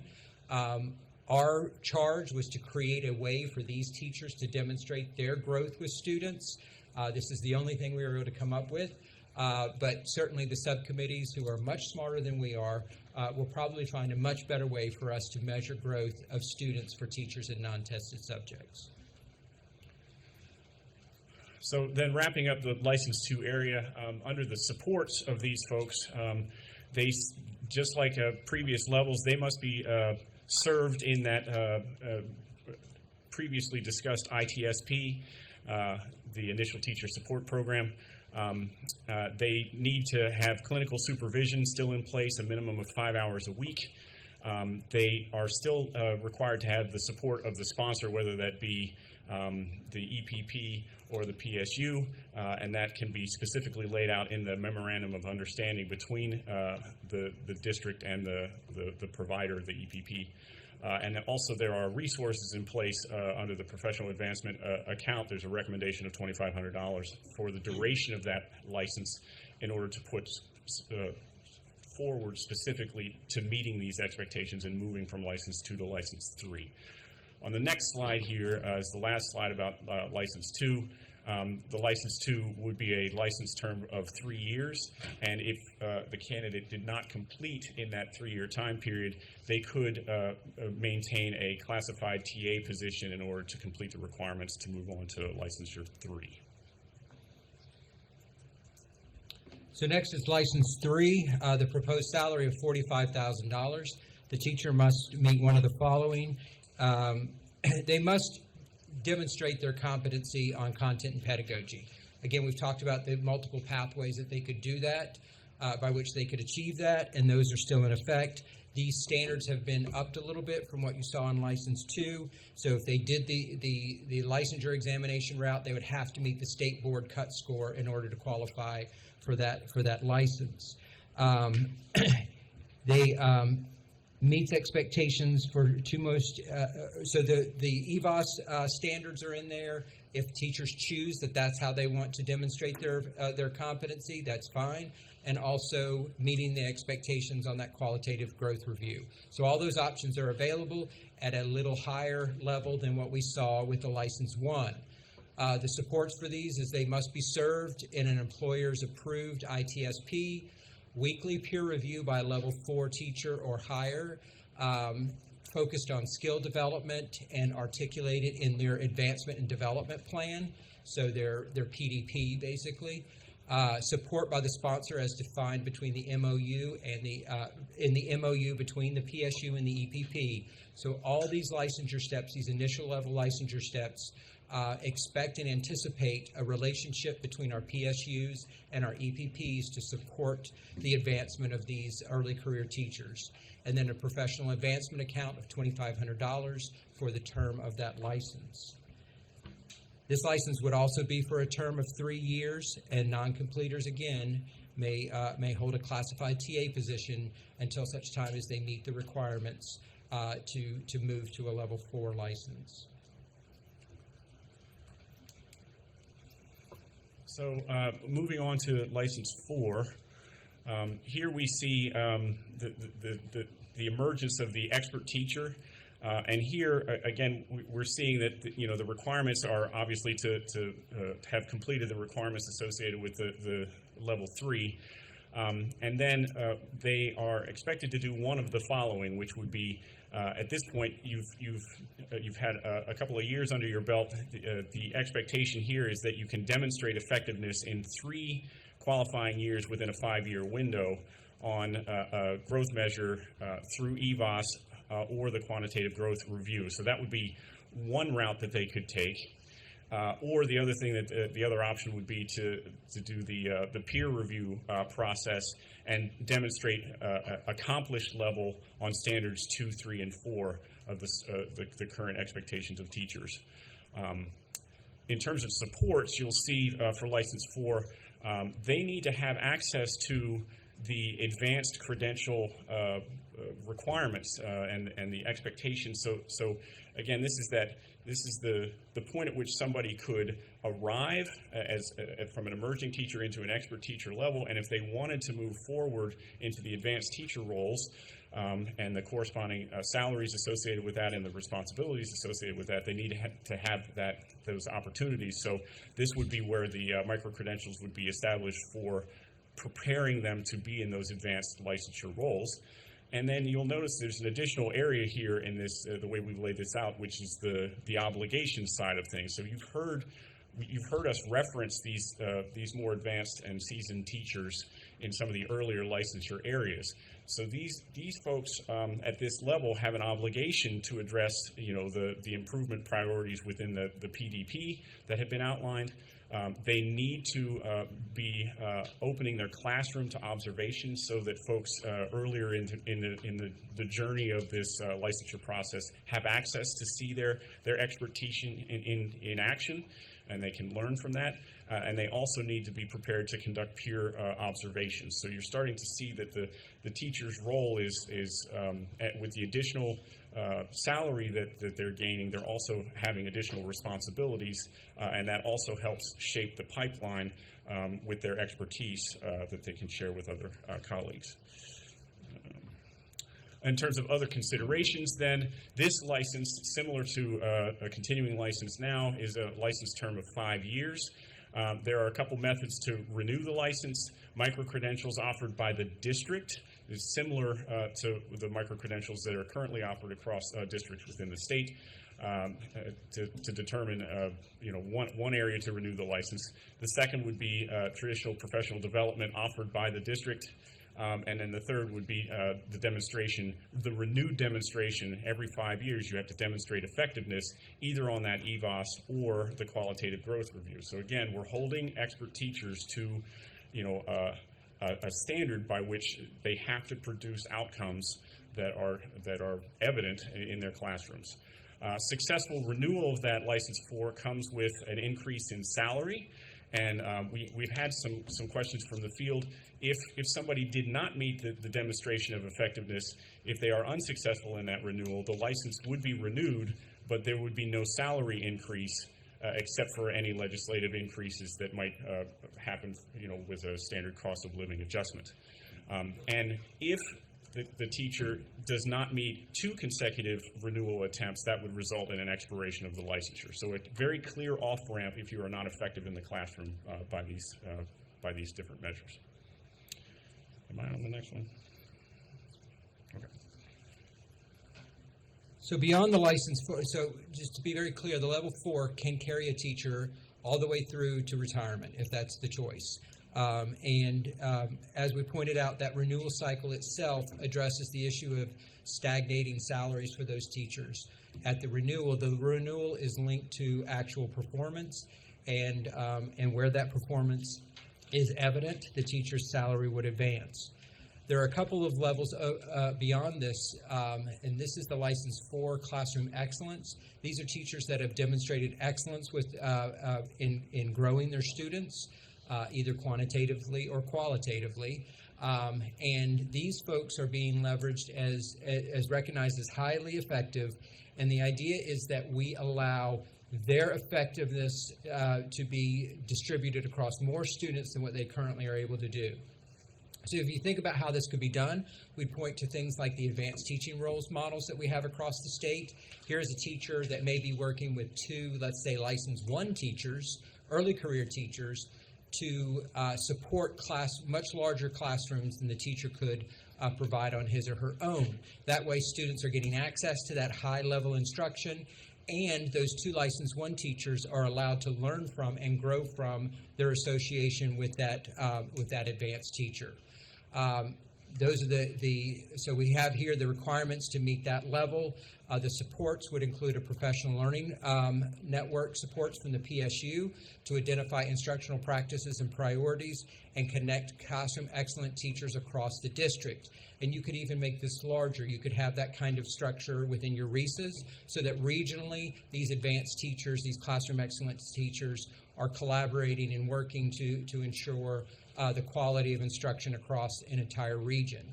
Obligations that these teachers would address the state, district, and school instructional practice priorities that are going on with their school improvement efforts, conduct model lessons and facilitate peer reflection for instructional practice improvement, and conduct peer observations. With these positions, these advanced roles, it would be possible for a teacher at the renewal period to fail to renew at the advanced level. Is that? No, you're fine. Okay. At the advanced level, but not fail to renew at the advanced level, but meet the requirements for license 4, and that's okay. They would continue as a license 4 teacher with the opportunity to try to meet those requirements again. And we need to be very clear about this role. The base salary is the same as a licensed 4 teacher. It is only when that teacher is employed in a classroom excellence role that he or she receives the 10% increase. So one of the questions that we've received is the advanced roles capped at a certain number of our teachers? No. As many teachers as we have could qualify for that license. There will be a limit to the number of roles that would be available, and they would only get that differential if they were filling that role. And then the last license in this trajectory would be the advanced teacher adult leadership position. Here we're seeing, again, laid out the same way, the requirements associated with it. This would be a salary similar to the level 4 plus an additional 30%. And they would need to demonstrate corresponding effectiveness either using the EVOS or the qualitative growth review or the peer review support. And they also need to make sure that they have completed the micro endorsement on adult leadership. So the idea is that they would be adequately prepared to function in this capacity.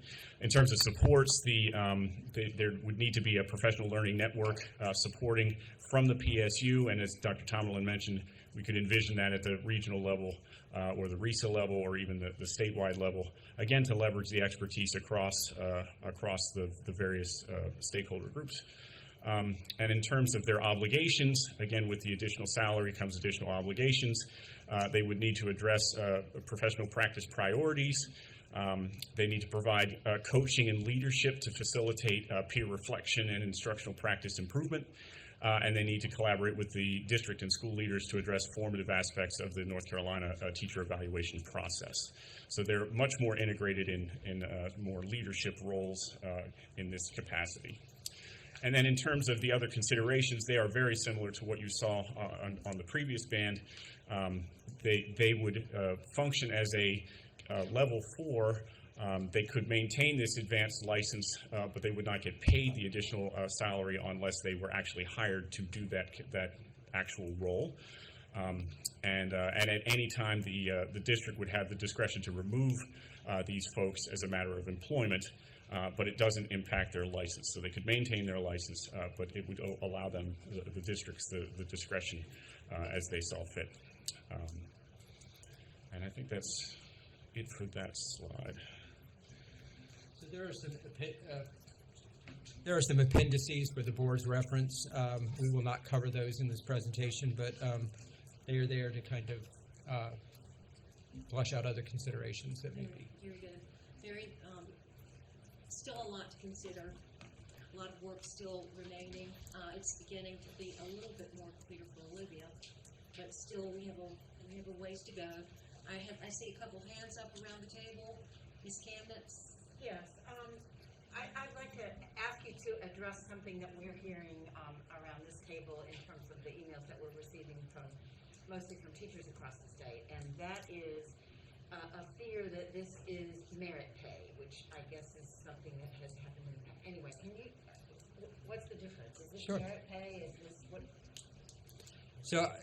So this idea of merit pay is coming in the late 80s and the 90s, this kind of shift to merit pay. In North Carolina, it manifests as what we call career ladder for teachers. And in that program, teachers were asked to complete certain professional learning activities, and if they did, they got a salary increase. And so we increased their salary if they did these things that we asked them for. When money got tight, of course, that quickly went away. And so other merit pay structures across at that time focused on recognizing more skilled teachers and compensating them more. What all those plans failed to do was to change the organizational structure of schools and the compensation systems to reflect the goals of the organization. And that's what this model is doing, is it's saying teachers are primarily charged with two things. This is what schools do. They help students learn, and they help teachers become great teachers. And if the compensation structure is aligned with those organizational values, and the organizations of schools themselves are focused on those things, then you have the alignment between the compensation system and the desired goals of the organization. That has never happened before. What we did was we took some ideas and we layered them on top of a century-old organizational structure and compensation structure and expected something different to happen. And it didn't happen. Our goal is to change the organization using this model in conjunction with what we're learning from our advanced teaching roles. How can we make the actual structure of our schools more conducive to both student and teacher learning and growth?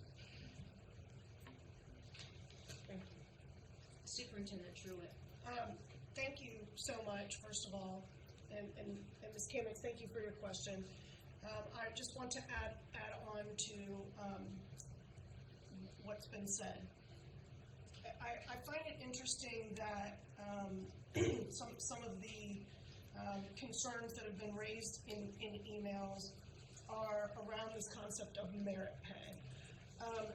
Department of Labor defines merit pay as pay for performance based on a set of criteria established by the employer.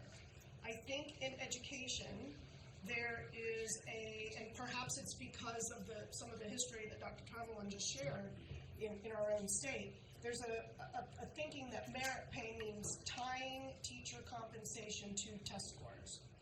And I want to be very clear, there's been some kind of incomplete and sometimes erroneous reporting in the media this past week about this model, and thank you, Dr. Tomlin, for kicking us off by reiterating that this is a model, that we are not voting on this at this time.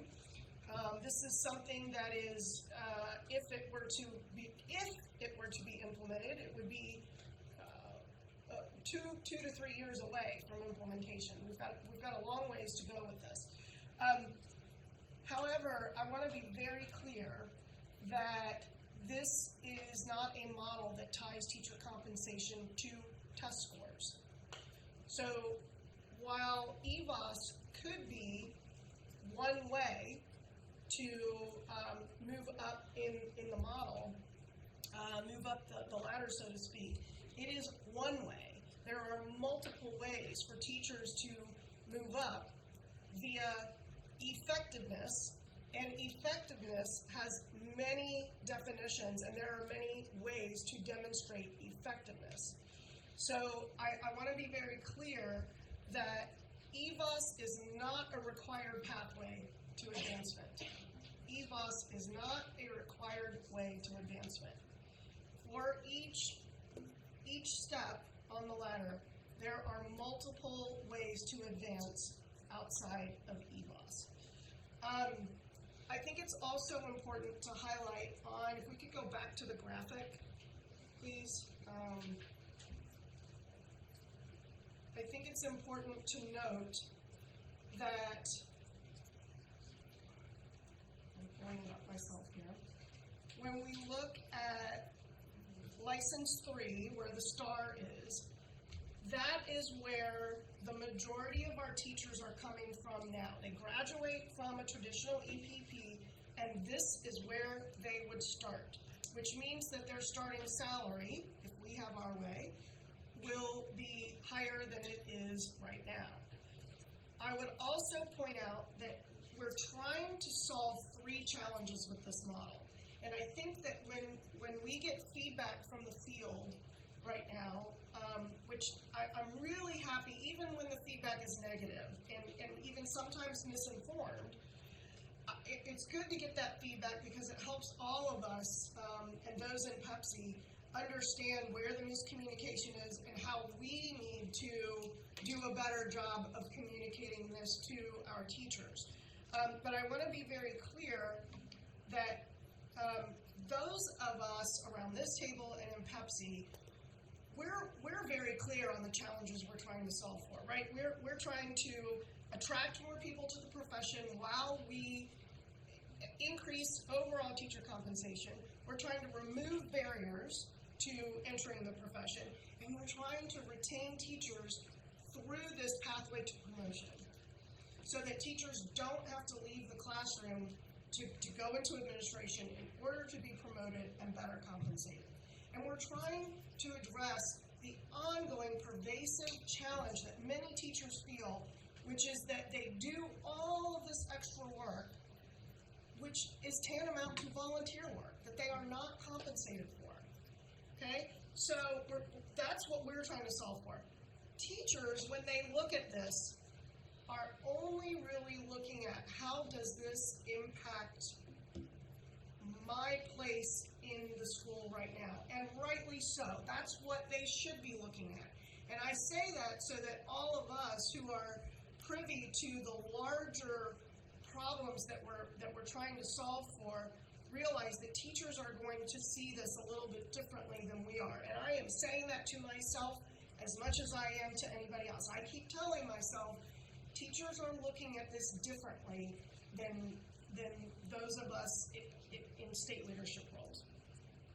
And finally, I just have a question, because I've gotten this question a lot, and that is, if I am in license 4 and I am up to $56,000 and I meet that because I have demonstrated effective teaching instruction for at least 3 years out of the 5, but then that 6th year I do not meet the definitions for effective.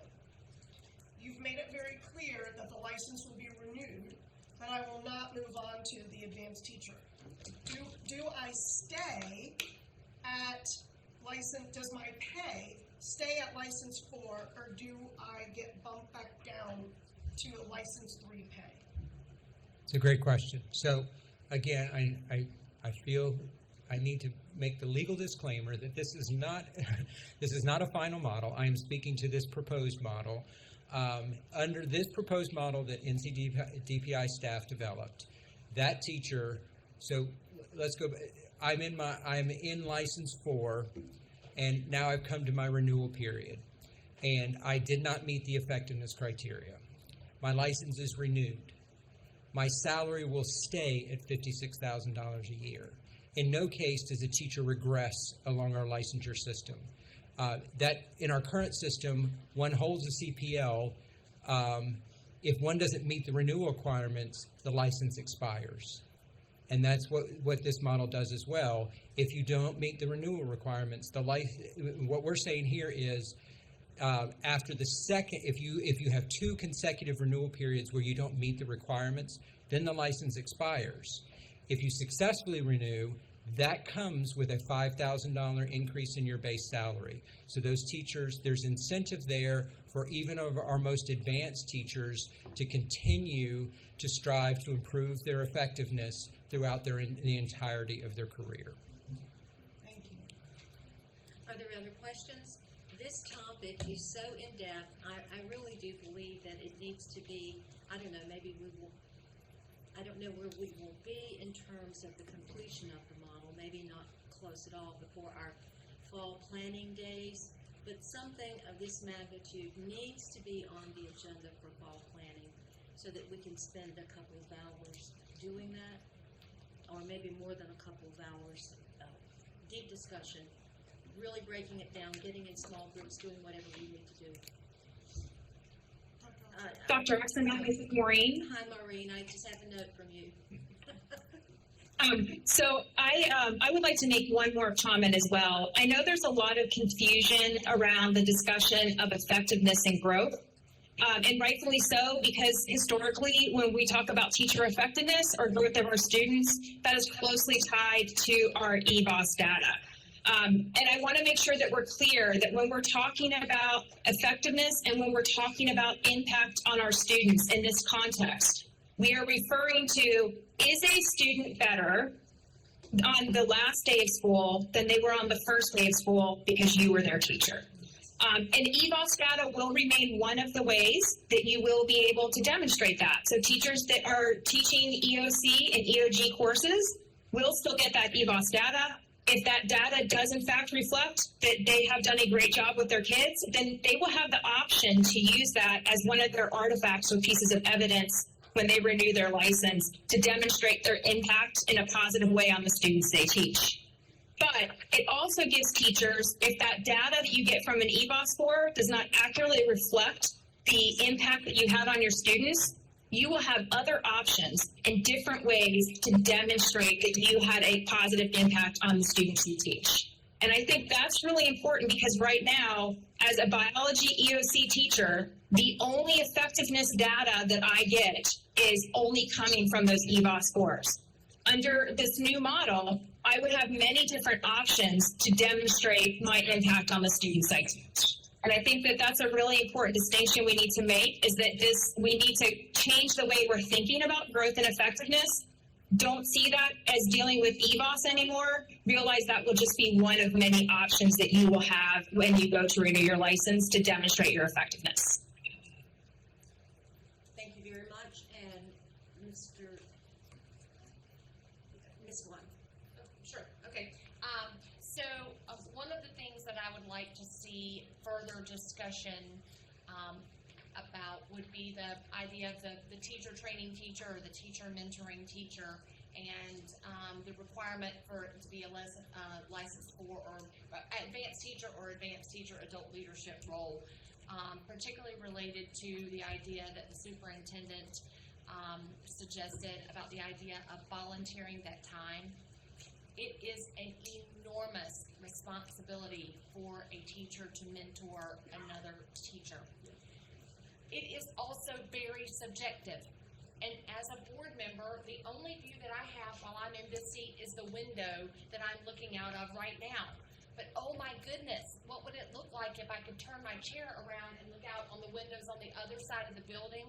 So the idea of using local teachers for mentorship needs to be expanded so that we use Tabari Wallace's idea of benchmarking. We looked at 6 other states and said, what are they doing? So teachers that are initially licensed or in residency, they need to have someone speaking into their teaching career that has a broader perspective than just right there at the school level, particularly for district and regional support, where those systems are already stressed with highly qualified. They are the hardest seats to fill. They are the hardest seats to fill with highly qualified professional teachers.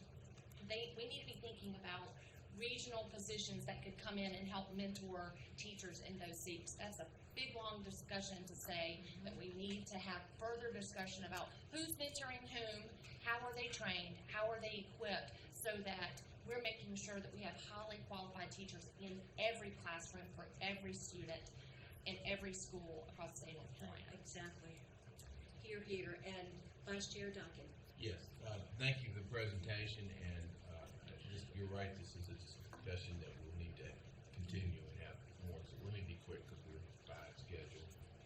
I noticed in license 3 it says, the last thing it says, invested in retirement plan.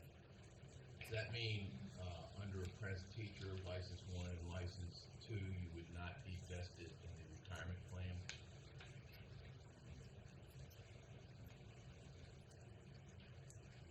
I can't see it, but I'll trust that's what it says. That should probably be reviewed. We have nothing to do with the retirement system. That has its own rules and regulations, and that is based on time. So this, we would not, if we've left that in there from some earlier incarnations, we need to take that out, because we couldn't mandate that a teacher who reaches a certain level then become vested in the retirement system. They have their own rules and regulations. All right, thank you for that Yeah. clarification. It's a good catch. Thank you. Yes, very good. This was a very good discussion. Thank you, everyone, for taking part in it, preparing for it, comments and questions and so forth. So I'm sorry, Dr. Cumberland, do you need to say? Yeah, I'm sorry. I meant to say one thing today. So we did modify this proposal from what was released to Pepsi. We found an error, and I think that error has caused some confusion in the field. And Lou, if you could go to License for Classroom Excellence.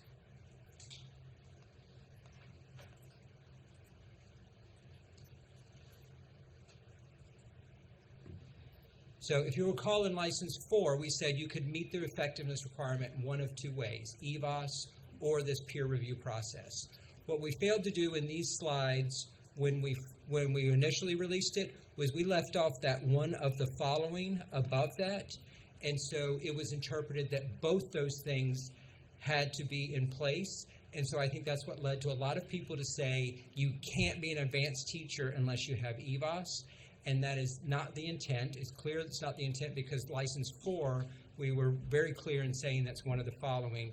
We have modified this to reflect that one of the following on both those advanced roles. So our apologies to the public and to the media, and thanks to the media who caught this. In no license area is EVOS the only determinant of their ability to hold that license. Thank you. Messaging is very, very important from this moment on.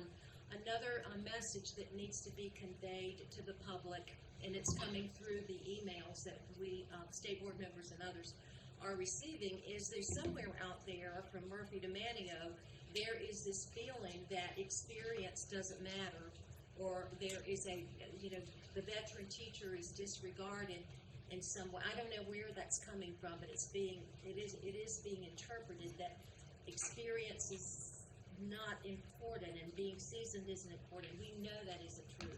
So we've got to clear up that message as well. But we're on this is innovation. What we're doing now is innovation. Madam Chair, can I say Yes, something quick? please.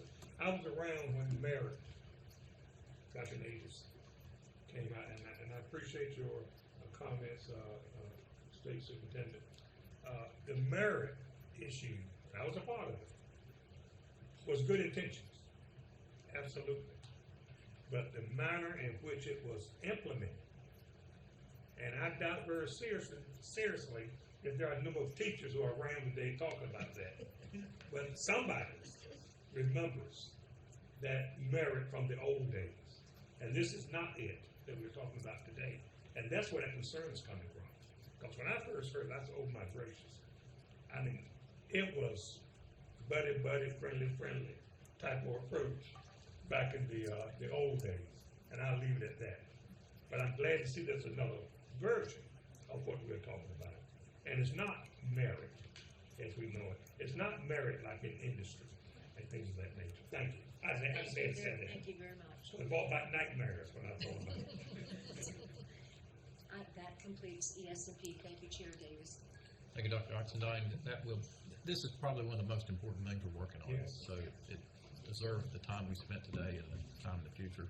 Mr. Hall, your comments about implementation, that's what I think many of us hear and concerns from our teachers is they're, as the superintendent described, they're taking their own experiences, layering on the information here, which has a lot of additional work needed, and are really worried about the implementation. So this discussion is one more example that feedback is our friend, and we welcome it and will continue to. In fact, Dr. Tomlin, one thought might be to take teachers' personal experiences and layer it into this model and give us a feel for how this will occur at the school level. That will help us gain understanding and insight from our teachers who are sharing good feedback. We already have a plan in place to make that happen. Terrific. Always one step ahead. Appreciate that. We'll now proceed to the Education, Innovation, and Charter Schools Committee led by Ms. Amy White. Ms. White. Thank you, Chair Davis. Good morning, everyone. I'm Amy White. I lead the Education, Innovation, and Charter School Committee along with my friend and colleague Jill Kamnitz. For action on first read today, we have EICS 1 and Dr. Laura Bilbro-Berry is back in front of us for the third month, and we are excited with her final proposal for another and final lab school. And so, Dr. Laura Bilbro-Berry, will you please talk to us about this partnership? Absolutely. I am excited that this is our final lab school.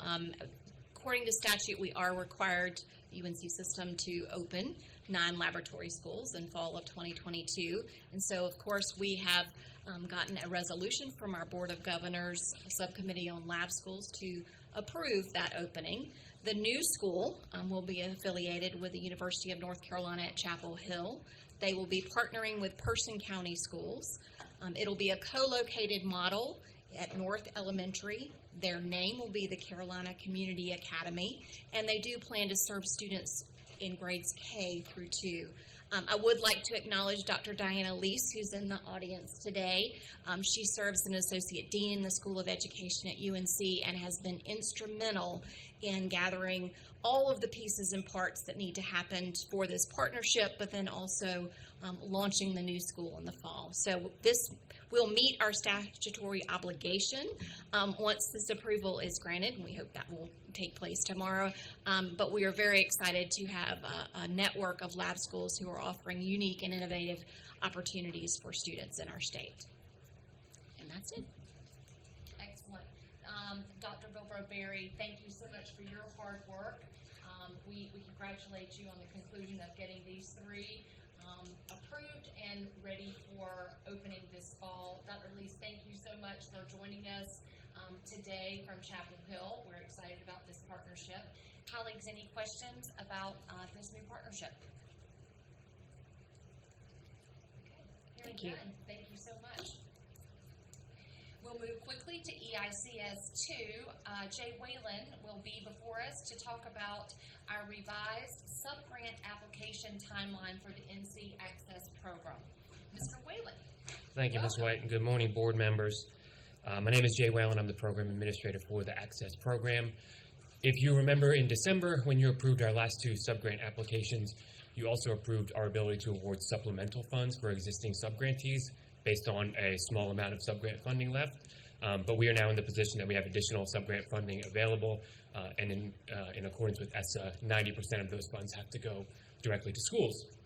So we are here to propose an additional competitive application process for this summer that will be targeted to schools that are about to open for the 2021-2022 school year. Nothing in the application itself has changed except technical changes, dates, and hyperlinks and things like that. But for the process, it would be a maximum award amount of $400,000, and so that gives us some flexibility to support the schools based on the strength of the application, the amount of enrollments that are being proposed, and some of the other things that we look for in the application process. As I mentioned, it would only be targeted to schools that are preparing to open for the 2021-2022 school year. And the application process would adhere to the following timelines. So we have already informed schools that this is a potential and that this could be coming. Letters of intent from those schools would be due on May 2nd. And then we would open the application to those eligible applicants on May 16th, with applications being due to us on July 1st. So that would give them the same month-and-a-half timeline that we've used in the past for our traditional sub-grant cycles. We would then review those applications using our existing review processes and trained external evaluators, and then draft recommendations to take to the Charter School Advisory Board in August, and then ultimately bring those recommendations to this board for discussion in September and action in October. We do still plan, if there are additional funds left at the end of that, to follow the process for supplemental funds that we talked about in December. We would cohorts 1 and 2, our first two cohorts of subgrants, would be the schools that would be eligible for those supplemental funds, and what we would require is those schools to submit a proposal to us. We would not have a separate application and rubric or a separate process, so to speak, but we would require a proposal to us that outlines any new or expanded program goals that the school hopes to achieve with additional funding, why the supplemental funding is necessary to meet those expanded goals, the specific activities that the subgrantee would undertake to achieve those goals, and a clear breakdown and explanation of what those costs would be. And again, that is contingent on the funding that remains after this new competitive process over the summer. And for that supplemental round, we would, as I mentioned, award or make eligible cohorts 1 and 2 with priority going to cohort 1, because in cohort 1 our maximum funding levels were lower than they were in all the subsequent cohorts. Schools that have met their overall and educationally disadvantaged enrollment projections, schools that did not have significant deficiencies or findings in their most recent monitoring reviews, and schools that are drawing down funds consistent with their approved budget. And so the last thing I'll say, just as a reminder on the finance side, this is a reimbursement-based grant. We do not allow subgrantees to spend more than 50% of their funds in year 1, so we have the opportunity to monitor after their first year of implementation, and there's always the possibility that funding is paused or terminated based on the findings of those monitoring reviews. and any unspent funds do carry over. They have 5 years statutorily to spend all the funds, but we approve all expenses before any funding is released to the school. So I'm happy to answer any questions. So, just reviewing, it's about 730. At present, it's about 730,000. As monitoring is ongoing, that has the potential to increase, but currently it's about 730. And there's a letter of intent. Applications are due in the summer. Then you'll review, and it'll be back before us in October. September for discussion and October for action. Correct. That's great. Questions from folks about this revised timeline?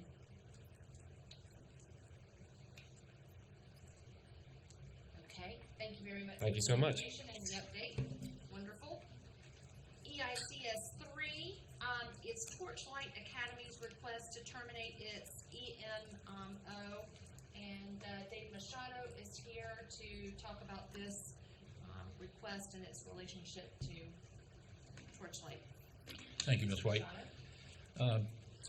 Torchlight Academy's board held an emergency meeting on March the 7th, and they voted to terminate the relationship with the EMO, Torchlight Academy Schools LLC, effective immediately. They accepted the resignation of Don McQueen as executive director and terminated several other contracts at that time. The minutes have been provided to us, which is a requirement. Currently, Dr. Randy Bridges, who's a former superintendent of Chatham, Orange, and Alamance County, is serving as interim administrator effective April the 4th. Dr. Adonis Blue is currently the elementary principal, and Dr. Melvin Wallace is currently the middle school principal. Torchlight is handling their finances in-house with the assistance of accounting firm Creo.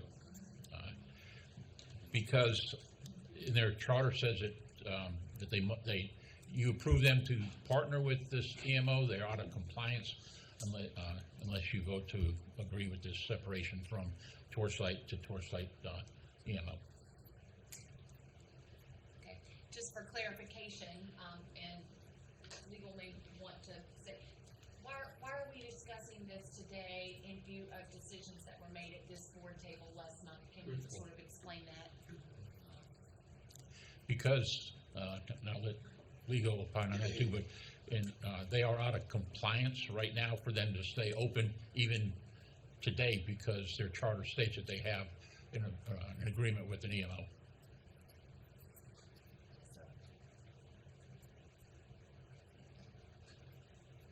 This board has voted to terminate the charter of Torchlight Academy. However, there is an appeal process in place, and there is an appeal hearing that is currently scheduled for the 19th of April. So this is until that process plays out. It'll need to come back before the board in May. Then the school needs to stay open, or it will stay open. Thank you. Yes, ma'am. Thank you for the clarification. So the state board is following process and procedure in the best interest of the students so that they can stay until this issue is resolved. Questions for Mr. Machado? I want to make sure, Madam Chair, are we saying that the action that we took last month is like on hold right now until the appeals? Is that what I'm hearing? I'm going to let legal answer specifically so that I won't misspeak. Okay. It's on hold while the appeal process goes through. There's an appeal by the board of that revocation decision, and there's a hearing that is scheduled in front of an independent review panel on the 19th of April. So it's on hold until that process works out. Okay. And that process is in statute. So we're following statute and policy by allowing them to have the opportunity to appeal. And the terms of the charter agreement. Okay. But the action that's being requested by us now with the management is different from, they're going in-house now. Correct. Am I correct? Yes. They have terminated the EMO and have brought in people that can help address some of the deficiencies that the board identified, or to try and help address them.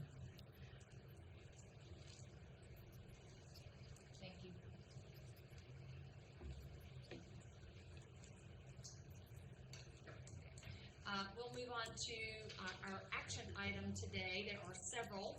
So EICS 4 is going to be a presentation about the transition for the Innovative School District School, and that's Southside, Ashfall, and Robeson County, back to the public schools of Robeson County. Welcome. Thank you very much, Madam Chair, and good afternoon to all of the members of the board. As we have shared previously, Senate Bill 105 directs that the transfer of Southside Ashpole Elementary School from the Innovative School District be concluded no later than the end of the 2022-2023 school year. And work has been underway to make plans.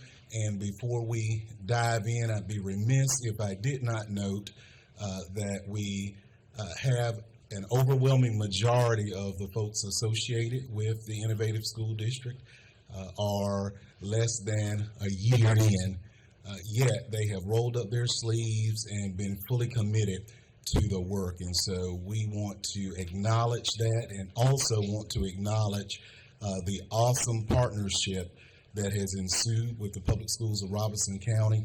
We have appreciated their willingness to lock arms and ensure that we had all of the supports necessary to get through this year and plan for what we think is ultimately going to be an opportunity for a smooth transition.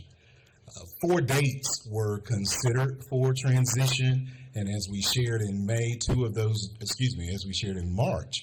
of those dates were eliminated from consideration because of concerns primarily around the finances and being able to appropriately transition in the middle of the year. So for those reasons, January 1, 2023 and let me make sure I have the right dates. Yes, January 2nd, 2023 and August 1, 2022 were eliminated for consideration. Then we considered the fact that there was a request from the public schools of Robeson County to transition as quickly as possible, with the requested date being July 1, 2022. And we considered that and identified no real obstacles to transitioning at that date. And so with that said, the recommendation for transition is July 1, 2022. We identified categories that would frame the transition plan, and the first, the timeline and the communications plan. You will note that we are proposing the following. Within 24 hours after this board approves the plan, we will deploy a joint letter from the ISD staff and the public schools of Robeson County. We will initiate a robocall to stakeholders and post notice of the impending transition on the website and social media. Within 15 days of the approval, we will convene joint meetings hosted by leadership from the ISD and the public schools of Robeson County with stakeholder groups. Within 30 to 45 days of approval, we will send formal notification to external partners, and there is a pretty lengthy list, which we will probably add to, of external partners that we will need to notify. And in addition, we will continue to update the FAQ, the frequently asked questions document that is already listed or posted on the website. In addition, you have with your board materials the draft letter that is ready to be deployed at the appropriate time, also a copy of those FAQs, and the letter from Superintendent Williamson and the chair of the Public Schools of Robeson County's Board of Education, as well as the transition plan. I would like to invite to the podium 2 colleagues who have come in and lent their support, their expertise to us to ensure that we checked all boxes related to finance and human resources, and we have just appreciated the wealth of knowledge that they have brought to the table. Want to invite first Mr. Aaron Beaulieu, and then Ms. Rossi Atkins from our human resources pot.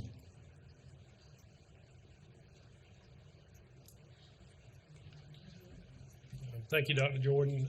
As Dr. Jordan said, we represent school operations specialists. We took over for North Star Acadia as of September 30th last year. We've been providing financial and HR support to the ISD program.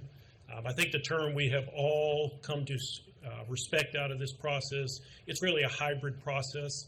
It's kind of a combination of a small school district and a charter school. So they have the finances, they have the HR. We have assisted in that process. These things on the screen indicate we will help them with the final transactions going forward to close this out at June 30th, to prepare things that would then conclude with the audit that will be conducted after June 30th. We'll move the funds over from ISD to Robeson County Schools. We'll work with DPI on transferring over the allotments with the students that will follow these students from ISD to Robeson County Schools. So again, it's been a wonderful relationship. Dr. Jordan and his team do an outstanding job, so we've been very appreciative to support them in this process. Now I'll turn over to my partner, Mr. Rossi Atkins, on HR issues.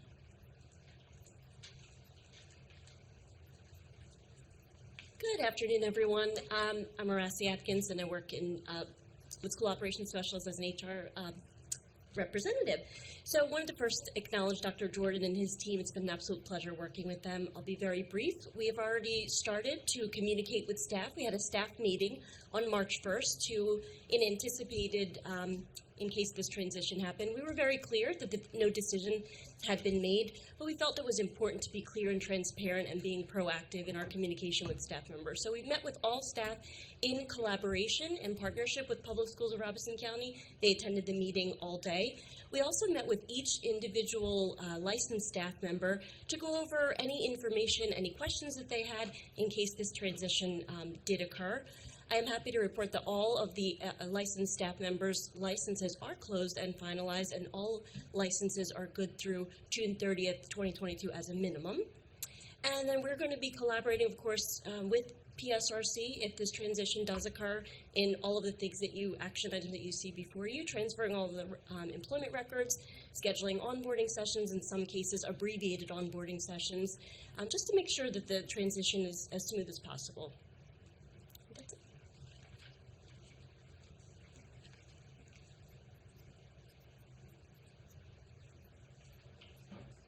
Now ask Dr. Ron Hargrave to come forward and give an overview of the operational elements that had to be given consideration.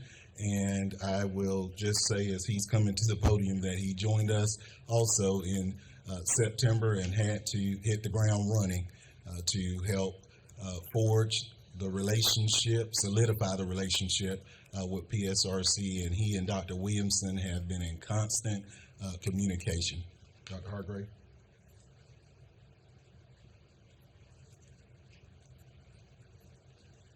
Thank you, Dr. Jordan. Good afternoon, members of the board.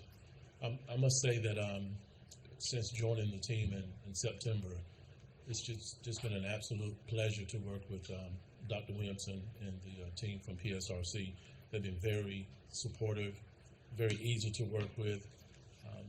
And anything that we've asked or anything that we've needed, they have been right on the spot to ensure that those things have happened.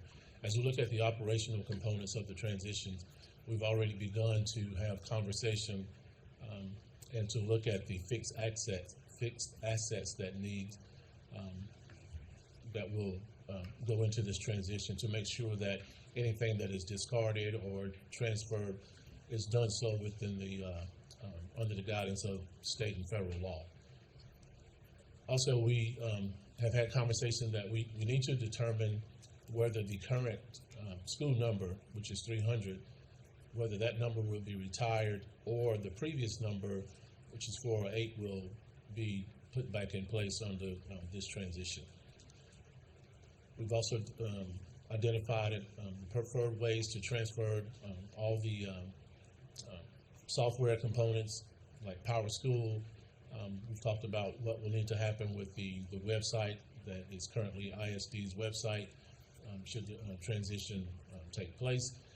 And also, we got process in place to ensure that student records, all the IEPs, any health plans, that those are transferred and that they're kept confidential, and that we have a place to file them once that transfer does take place. We also noted that we would need to continue to contract with finance and HR through this transition to ensure that all the staff needs in terms of licensure, that all the bills are paid, that the audit takes place as we go through this process to make sure that everything is in place. All right, Dr. Jordan.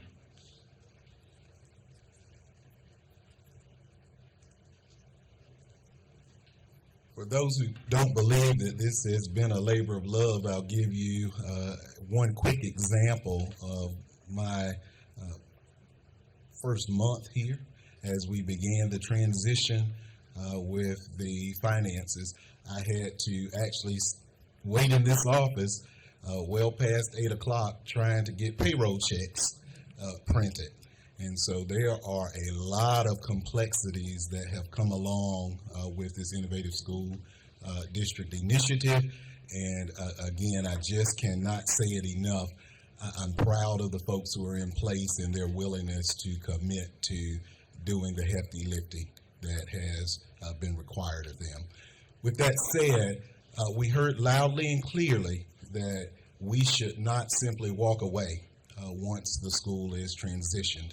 And so we have spent time talking with Superintendent Williamson and his staff about what might be helpful in the way of supports as we transition. And so we identified three big buckets. One is coaching, and I hesitate to use the word coaching, but we all can benefit from coaching. So more of a mentorship relationship, collaboration with the school principal. We have already instituted that, and we believe it has been beneficial, and we certainly do not want to have the principal feel that she is shouldering all that will come with the transition alone. In addition, support with the Innovative Partnership grant. Southside Ashpole does have an IPG grant that is under the direction or auspices of the Federal Programs Department here. We are working to determine what the federal government will allow us to do when the transition is complete.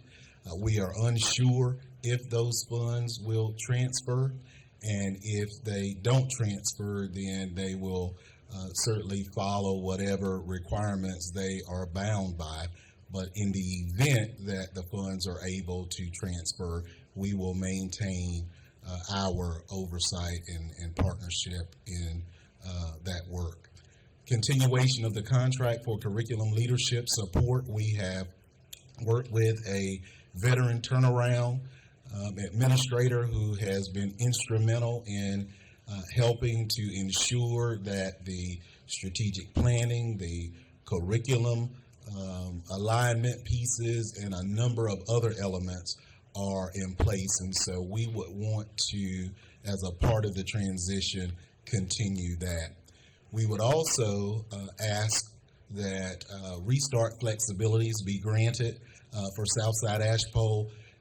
That is a work in progress. You heard Dr. Hargrave mention the need for us to take a look at the school number as well as some of the accountability and federal requirements around designations. And so once we have the answers to those questions, we will be better able to determine whether the school actually qualifies for restart flexibilities. But in the event that the school does, we would ask that we go ahead and grant that flexibility. Lastly, and it is not listed, but it merits saying, you will hear from the finance department a request around the reading camp funds, asking that the funds be transferred to the public schools of Robinson County so that they can help facilitate the summer reading camp. We have worked with them, and they have committed not only to helping ensure that we meet all of the requirements, but that we also provide support for those students in July. If you don't mind holding for a moment, if you have questions about anything on that particular slide or the others, I'd like to invite Dr. Williamson to the podium and give him an opportunity to make any comments that he may have.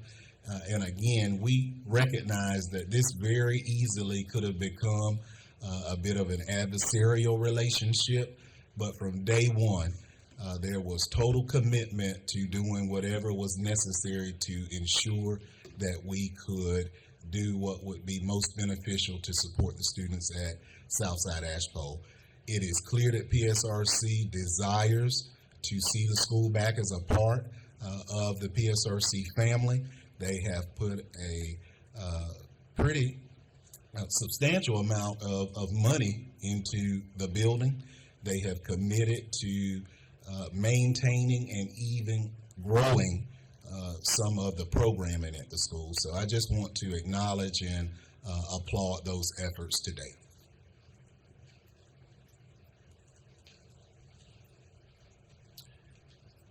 Chairman Davis, Vice Chairman, and the entire board, thank you for the opportunity to stand before you. We are excited to receive back into the public schools of Robinson County, Southside Ashpole Elementary. As has been stated already, we've been working for a year to make the transition a smooth, seamless transition. That will be the case. We do intend to expand that school. The question has come up about, is the intent to close it? The answer is no. We intend to expand it to include pre-K for that community. So we hope that you will honor our request that you approve the transition to be effective July 1. And I would say thank you to Dr. Jordan and to Dr. Hargrave for their work in making this possible. We're excited, thankful for the opportunity. Thank you.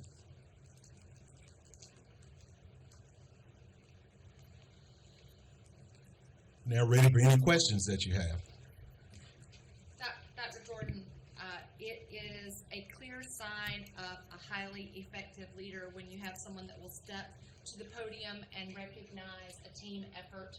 And so I want to echo your verbal comments and express appreciation to Ms. Atkins and Mr. Beaulieu, Dr. Gooch, Dr. Ron Hargrave, to you.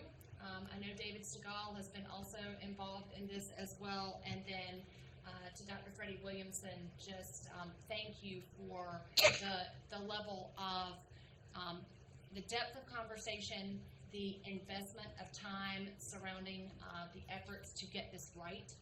And so I very much appreciate the focus on operations, on finance, on HR, so that it is a smooth and seamless transition. I'm sure my colleagues have thoughts or comments that they might like to make. I have a quick question, Ms. White. Dr. Oxendine. Has the student enrollment increased, stabilized, or decreased? So it has slightly decreased, not substantially. So I certainly have not seen a decrease over the past year, but when you consider the years that the ISD has been in operation, there has been a decrease. So is it about maybe under 300 students? That is correct. It is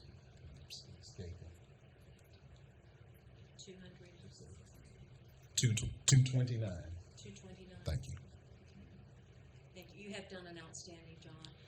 Well, you're thoughtful, and I will just say, at the risk of sounding like a broken record, it has absolutely been a team effort, and there is, for those who've not visited, there's a light shining down there, and I am looking forward to seeing what the school has ahead. Some of of us were here when the school was transferred, and here we are, seeing it being transferred back. I do hope that, and I feel sure this will happen, we'll be reflective on what has happened over the last few years in that model, and file away and remember, file away some lessons learned. And if we ever have an opportunity to go down this trail again of innovation, it won't be the exact model, but we will be able to take away some gleanings from it all. I think that's an excellent point. Absolutely important for us to have some opportunity to analyze the strengths and the opportunities for improvement. We have to approach this with a learning mindset, and there are some lessons to be learned. So in summary, we'll be voting tomorrow on allowing the Innovative School District to transfer back to the public schools of Robinson County effective July 1st. And when they open in August, it will be a public school of Robinson County School. Thank you very much for your time Thank today. you all. EICS 5 is the 2021 Charter School Application Recommendations. Colleagues, you'll note that in July of 2021, 16 applicants submitted a opportunity to become a charter school in the state of North Carolina. Over October, November, December, January, and February, the Charter School Advisory Board vetted those applications, not only for completion, but whether they were sufficient and met the qualifications to have a charter in the state of North Carolina. Out of those 16, 7 are before us today.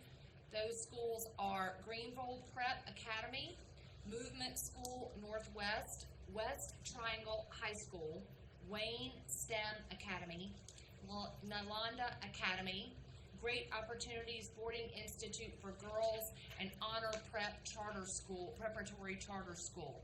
Mr. Machado is at the podium to answer any final questions. I will note you had a month to reach out to Mr. Machado and his team for any questions. Colleagues today about any of those 7 that are before us for approval tomorrow.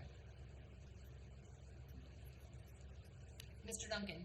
I have several, and there's comments and questions, so if I could go through them quickly. Sure. I do think, yes, I know you believe this is important work to make sure that we have very sound beginnings for our schools. And so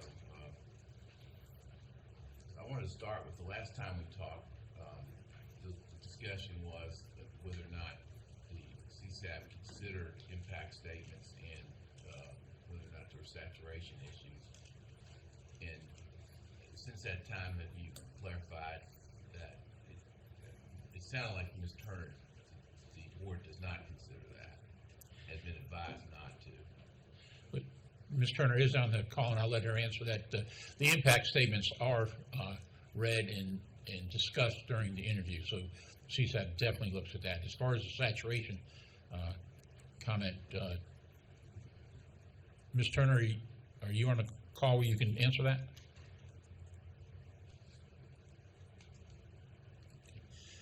I did have that conversation with her. I'm not sure if she can get on.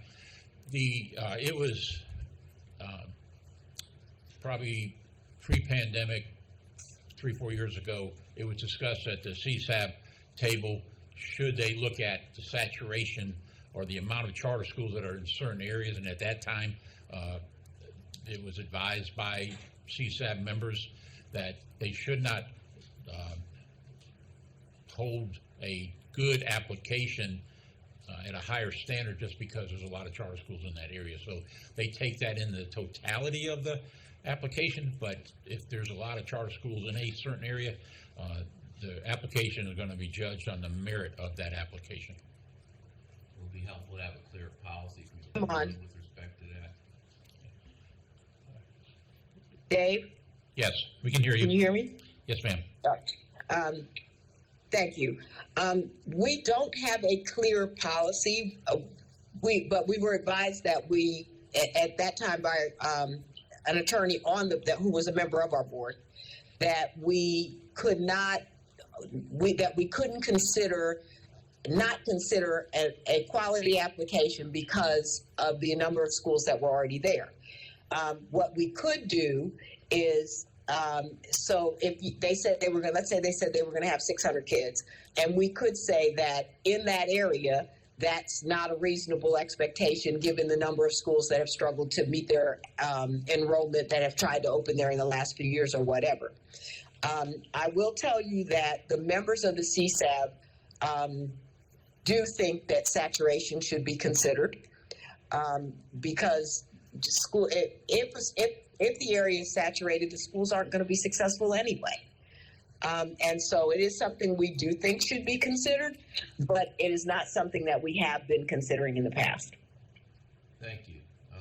It sounds like it would be helpful to have clear direction and policy from the boards. That's something we will take up separately from these, but thank you for those comments, Ms. Turner. With respect to these particular applications, 6 out of 7 do not have a location selected yet. Some have no, it just simply says no facility, or proposes it might probably be in a certain zip code or zip codes. And then one, of course, does have a proposed location. We had a little bit of a discussion about that last time, but one thing I wanted to, in the point I think Ms. White eloquently made, is that there are difficulties in terms of the cart goes before the horse, I think is essentially her point. And I think that is sort of the tension point we have here. The flip side is, for those districts making an impact statement, it's sort of hard to make an impact statement if you don't know where the school is going to be, or it certainly complicates that process. And so, and I point that out just as we can continue to go forward in terms of how we best do this. I noticed there were 3 impact statements. I read them all, and I have, out of the impact statements, I have particularized concerns about the Wayne County proposed charter school, and in particular, it's pointed out that by the Wayne County concerns that it was unclear about what the roles and responsibilities of various entities were, including some individuals from, looks like from the Sowell, S-O-W-E-L-L family, I hope I pronounced that correctly, from Legacy Impact Capital, from Legacy Funding Services. It shows that Mr. Howard Sowell was the primary contact and was the one responsible for incorporating the Wayne STEM Academy. And in essence, the application was strongly advanced by Mr. Sowell and LIC, the corporate entity. Exactly what that relationship is not fully clear. One of the things that's to me concerning is the proposed charter would have in there that the agreement provides that during the term of the agreement or the term of the subsequent lease agreement, it appears to contemplate that LIC would ultimately construct a property and would be, I suppose, leasing it back to the school in some manner. The location of the facility yet to be named or identified. It provides that a member or representative of LIC will have the authority to attend all board meetings in a non-voting capacity, which sounds reasonable enough on its face, yet it goes on to say that that's not just any non-voting member, because that non-voting member, in terms of the provisions in there, suggests that if there's any lack of compliance, it's not cured within a certain period of time, that LIC would have the authority to replace a majority of the board seats. So is that a clause that remains in the contract? I'm not aware of that particular clause. I did ask for clarification with Legacy and their board chair. The Legacy is the funding entity for the building, their facility. They are not a management company. They're not going to provide any other service than the funding for their facility is what I was told when I wanted some clarification, because that came up at the last time. I do know it seems like the impact statement might have been referring to the first application versus the second, but I'm not familiar with what the LLC authority on the board is. That's the first time I've heard that. Well, it's indicated that LIC and LFS are connected to at least 15 other charter schools in other states in North Carolina, including the other states other than North Carolina. Yeah. Legacy, it has funded quite a few charter schools in the state. I know they were instrumental in opening up Emerald Bladen. They are working with TMSA on their new facility in Apex. So they are a very active funder of charter schools in this area and across the country. You know what the ongoing relationship is between those schools, those charter schools, and Legacy? There's no management relationship. It's strictly helping them get their building up, leasing it until they can secure financing to buy it from them. And as in TMSA, they bonded out that building, so it's a short-term lease until they can get bought out. But is it the only vendor relationship that they would have with the school would be the leasing of the building? That's what I was told, yes, sir. And do you know if the other schools have a similar provision with respect to the ability to replace the majority of board seats under certain circumstances? I'm not aware of any other relationship they have with charter schools that it's more anything other than their landlord. If I could go to, the school that did have a facility is Movement School Southwest, proposed in Mecklenburg County. And they have a reasonably ambitious, and perhaps completely realistic, but they would go from K through 1 in year 1, 250 students. By year 5, they would go to 645 students in a K through 5 model. Do we know if the facility that's being mentioned here as an identified facility for this school actually has the capacity to go to 645 students as we start this journey together? Yes, it is. It's a big box Kmart store that they will be converting into a charter school. Very similar, actually the exact same model they did at their initial Movement Freedom School. They converted a big box abandoned Kmart, I believe. So it's, that building certainly has the space for that. And that building already has over 600 students in it. The previous school building has? The previous building already has over 600 students. Yes, thank you.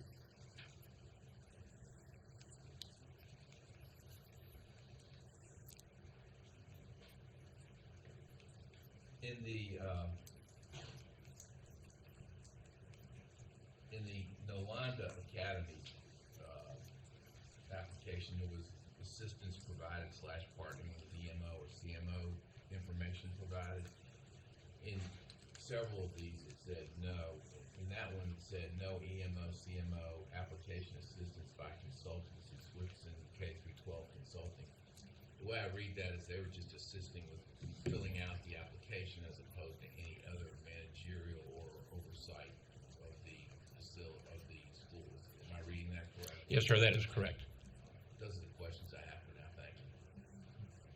So, thank you, Chair Duncan. So, Mr. Machado, because there were several questions regarding legacy, can we tidy up some of the questions that Vice Chair Duncan asked about its relationship with some of the other charter schools where it has been a funding entity, not a management entity, so that we can just make sure that we have bullet points covered, and that Mr. Duncan's questions have been fairly reviewed. Yes, we certainly can. And to answer your question or your comment about an impact statement when they don't know when the school is going to be, where the facility is going to be, that's why we asked the applicant to identify what zip code they're going to be in. They might not be able to give us an address, but they do tell us what zip code. And were they to move from that zip code, if it was more than 5 miles from that location, we would bring it back to the state board for approval. So we do narrow it down to the zip code. Yeah, if I could respond to that briefly. One of them has at least 2 zip codes, Right. hospitals. Another has no zip codes that are set out as possible. It just says no, don't have a facility right now. But more importantly, the bigger issue, I think, is even if that happens the way you described, and they come back, a year later because they're going outside the 5 mile zone, we've already seen some issues arise where when they moved to wasn't even in the same county, and we don't have an impact statement from, because it's not requested to even ask for an impact statement, as I understand it, if there's a move. And I think it's important that, these are all public schools that we work together. The charter schools, may want to have impact, the local LEAs may want to have an impact statement, and I do think it's important that we not just get those, but have the ability to examine the impact statements and any saturation concerns that might legitimately exist. So I appreciate that level of oversight would be helpful, I think, to everyone. Thank you. Ms. Turner, did I hear you trying to make a comment? No, I made it already. Thank you. Okay, thank you, dear. Ms. Kamnitz? Just to follow up on what Vice Chair Duncan asked about the facility, I mean, it comes to my mind to wonder whether or not, particularly now with supply shortages and the difficulties that we know are going on out there with that kind of construction, is it realistic to think that they can get this done that quickly in the amount of time that we're giving them, from April to August? Plus a year? I mean, that seems like a really tight. We're talking about August of 2023, obviously, because they're going to go through their. Right, that, so, year Right, plus, but it 18 months. seems like more and more we're finding schools cannot meet that, cannot get that done. That is a real challenge for our schools, and we realize that. That's why we brought to you to move the application process back some more, which you've approved. And the next round that we are actually have applicants filling out the application right now will be on the new timeline where they will finish in April, and then we will start the interviews in September. It's going to move it up only about 2 months, but it's still a couple more months than they have now. CSAP totally understands. I understand, our office understands that building a facility in 18 months is extremely challenging when you have to go through zoning, planning, and then supply chain issues. So it's a big lift. I think Ms. Kamnitz and I have had some conversations about giving, and actually in committee, we've talked about that runway and giving schools the opportunity to identify the best facility that meets their financial ability in a timely manner. Right now, if they don't meet the timeline, then they have to come back to us for a 1-year delay. And so for further discussion on that, on maybe providing a longer runway initially might have some merit. Okay. Questions specifically about these 7 things, because I'm standing between you and lunch. And so any other questions on these 7 applicants? Okay. Thank you, Mr. Machado, for being willing to answer those questions. We'll hear an update from you tomorrow about legacy. Yes, ma'am. Okay, perfect, thank you. Let's see, that closes out our action items. We have 2 discussion items. EICS 6 is the School of the Arts for the Boys Academy, that's SABA, is before us requesting to revise their grade level projections. Mr. Machado. Right. SABA, as we call it, is, as you remember, was approved as a all-boys school. It's going to be located in the Pittsboro area of Chatham County. Will open up this August of 22. Originally, were approved for grades 3 through 5. They're requesting that they be able to add a 6th grade. It's only an increase of 6 students, but adding that 6th grade, we want to do it for 2 reasons. Number one, they have a lot of interest from 6th graders. This, you remember, was going to be an accelerated application, but we had some issues we had to clear up with being in a single gender school, so that moved them back. So then we moved them to a regular timeline. So they had already communicated with current 5th graders that would be 6th graders. Now a lot of those families are still interested in being in the school. And they also, we see this a lot with our charter schools, that they have siblings in the lower grades and they don't want to change unless they can get all the children into a 5 or 6 school, and that's another reason that they're asking for this. Again, it's not a very large increase of students, only 6, and adding another grade. Questions about this request?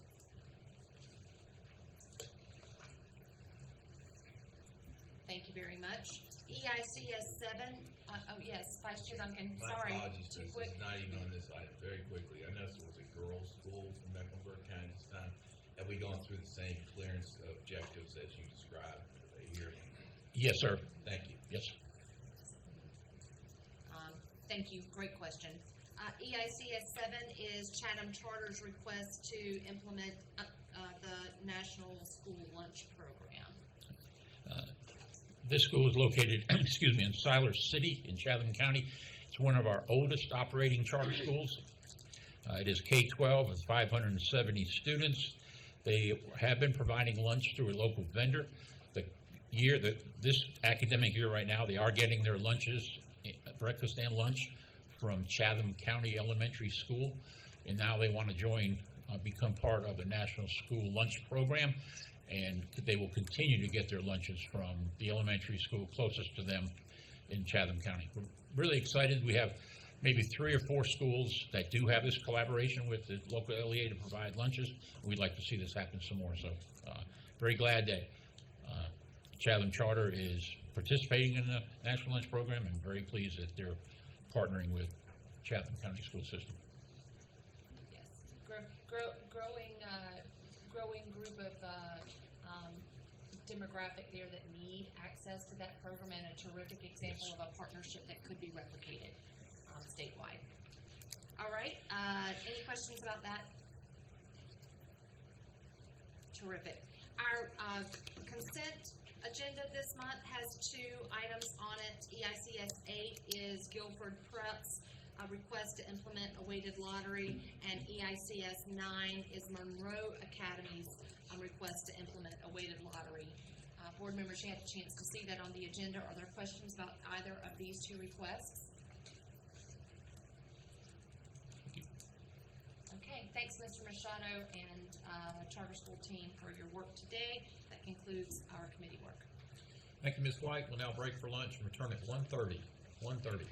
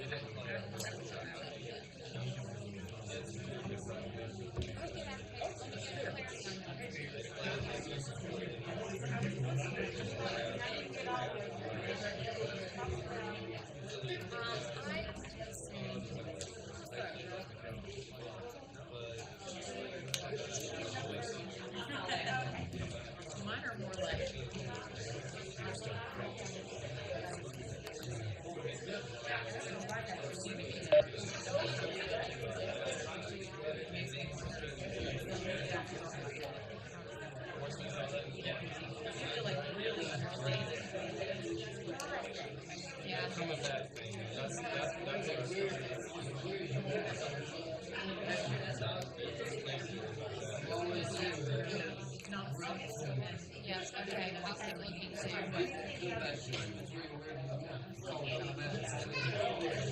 Yes, but I was thinking in practice, that's just something we need to prepare for, it's gonna be complicated.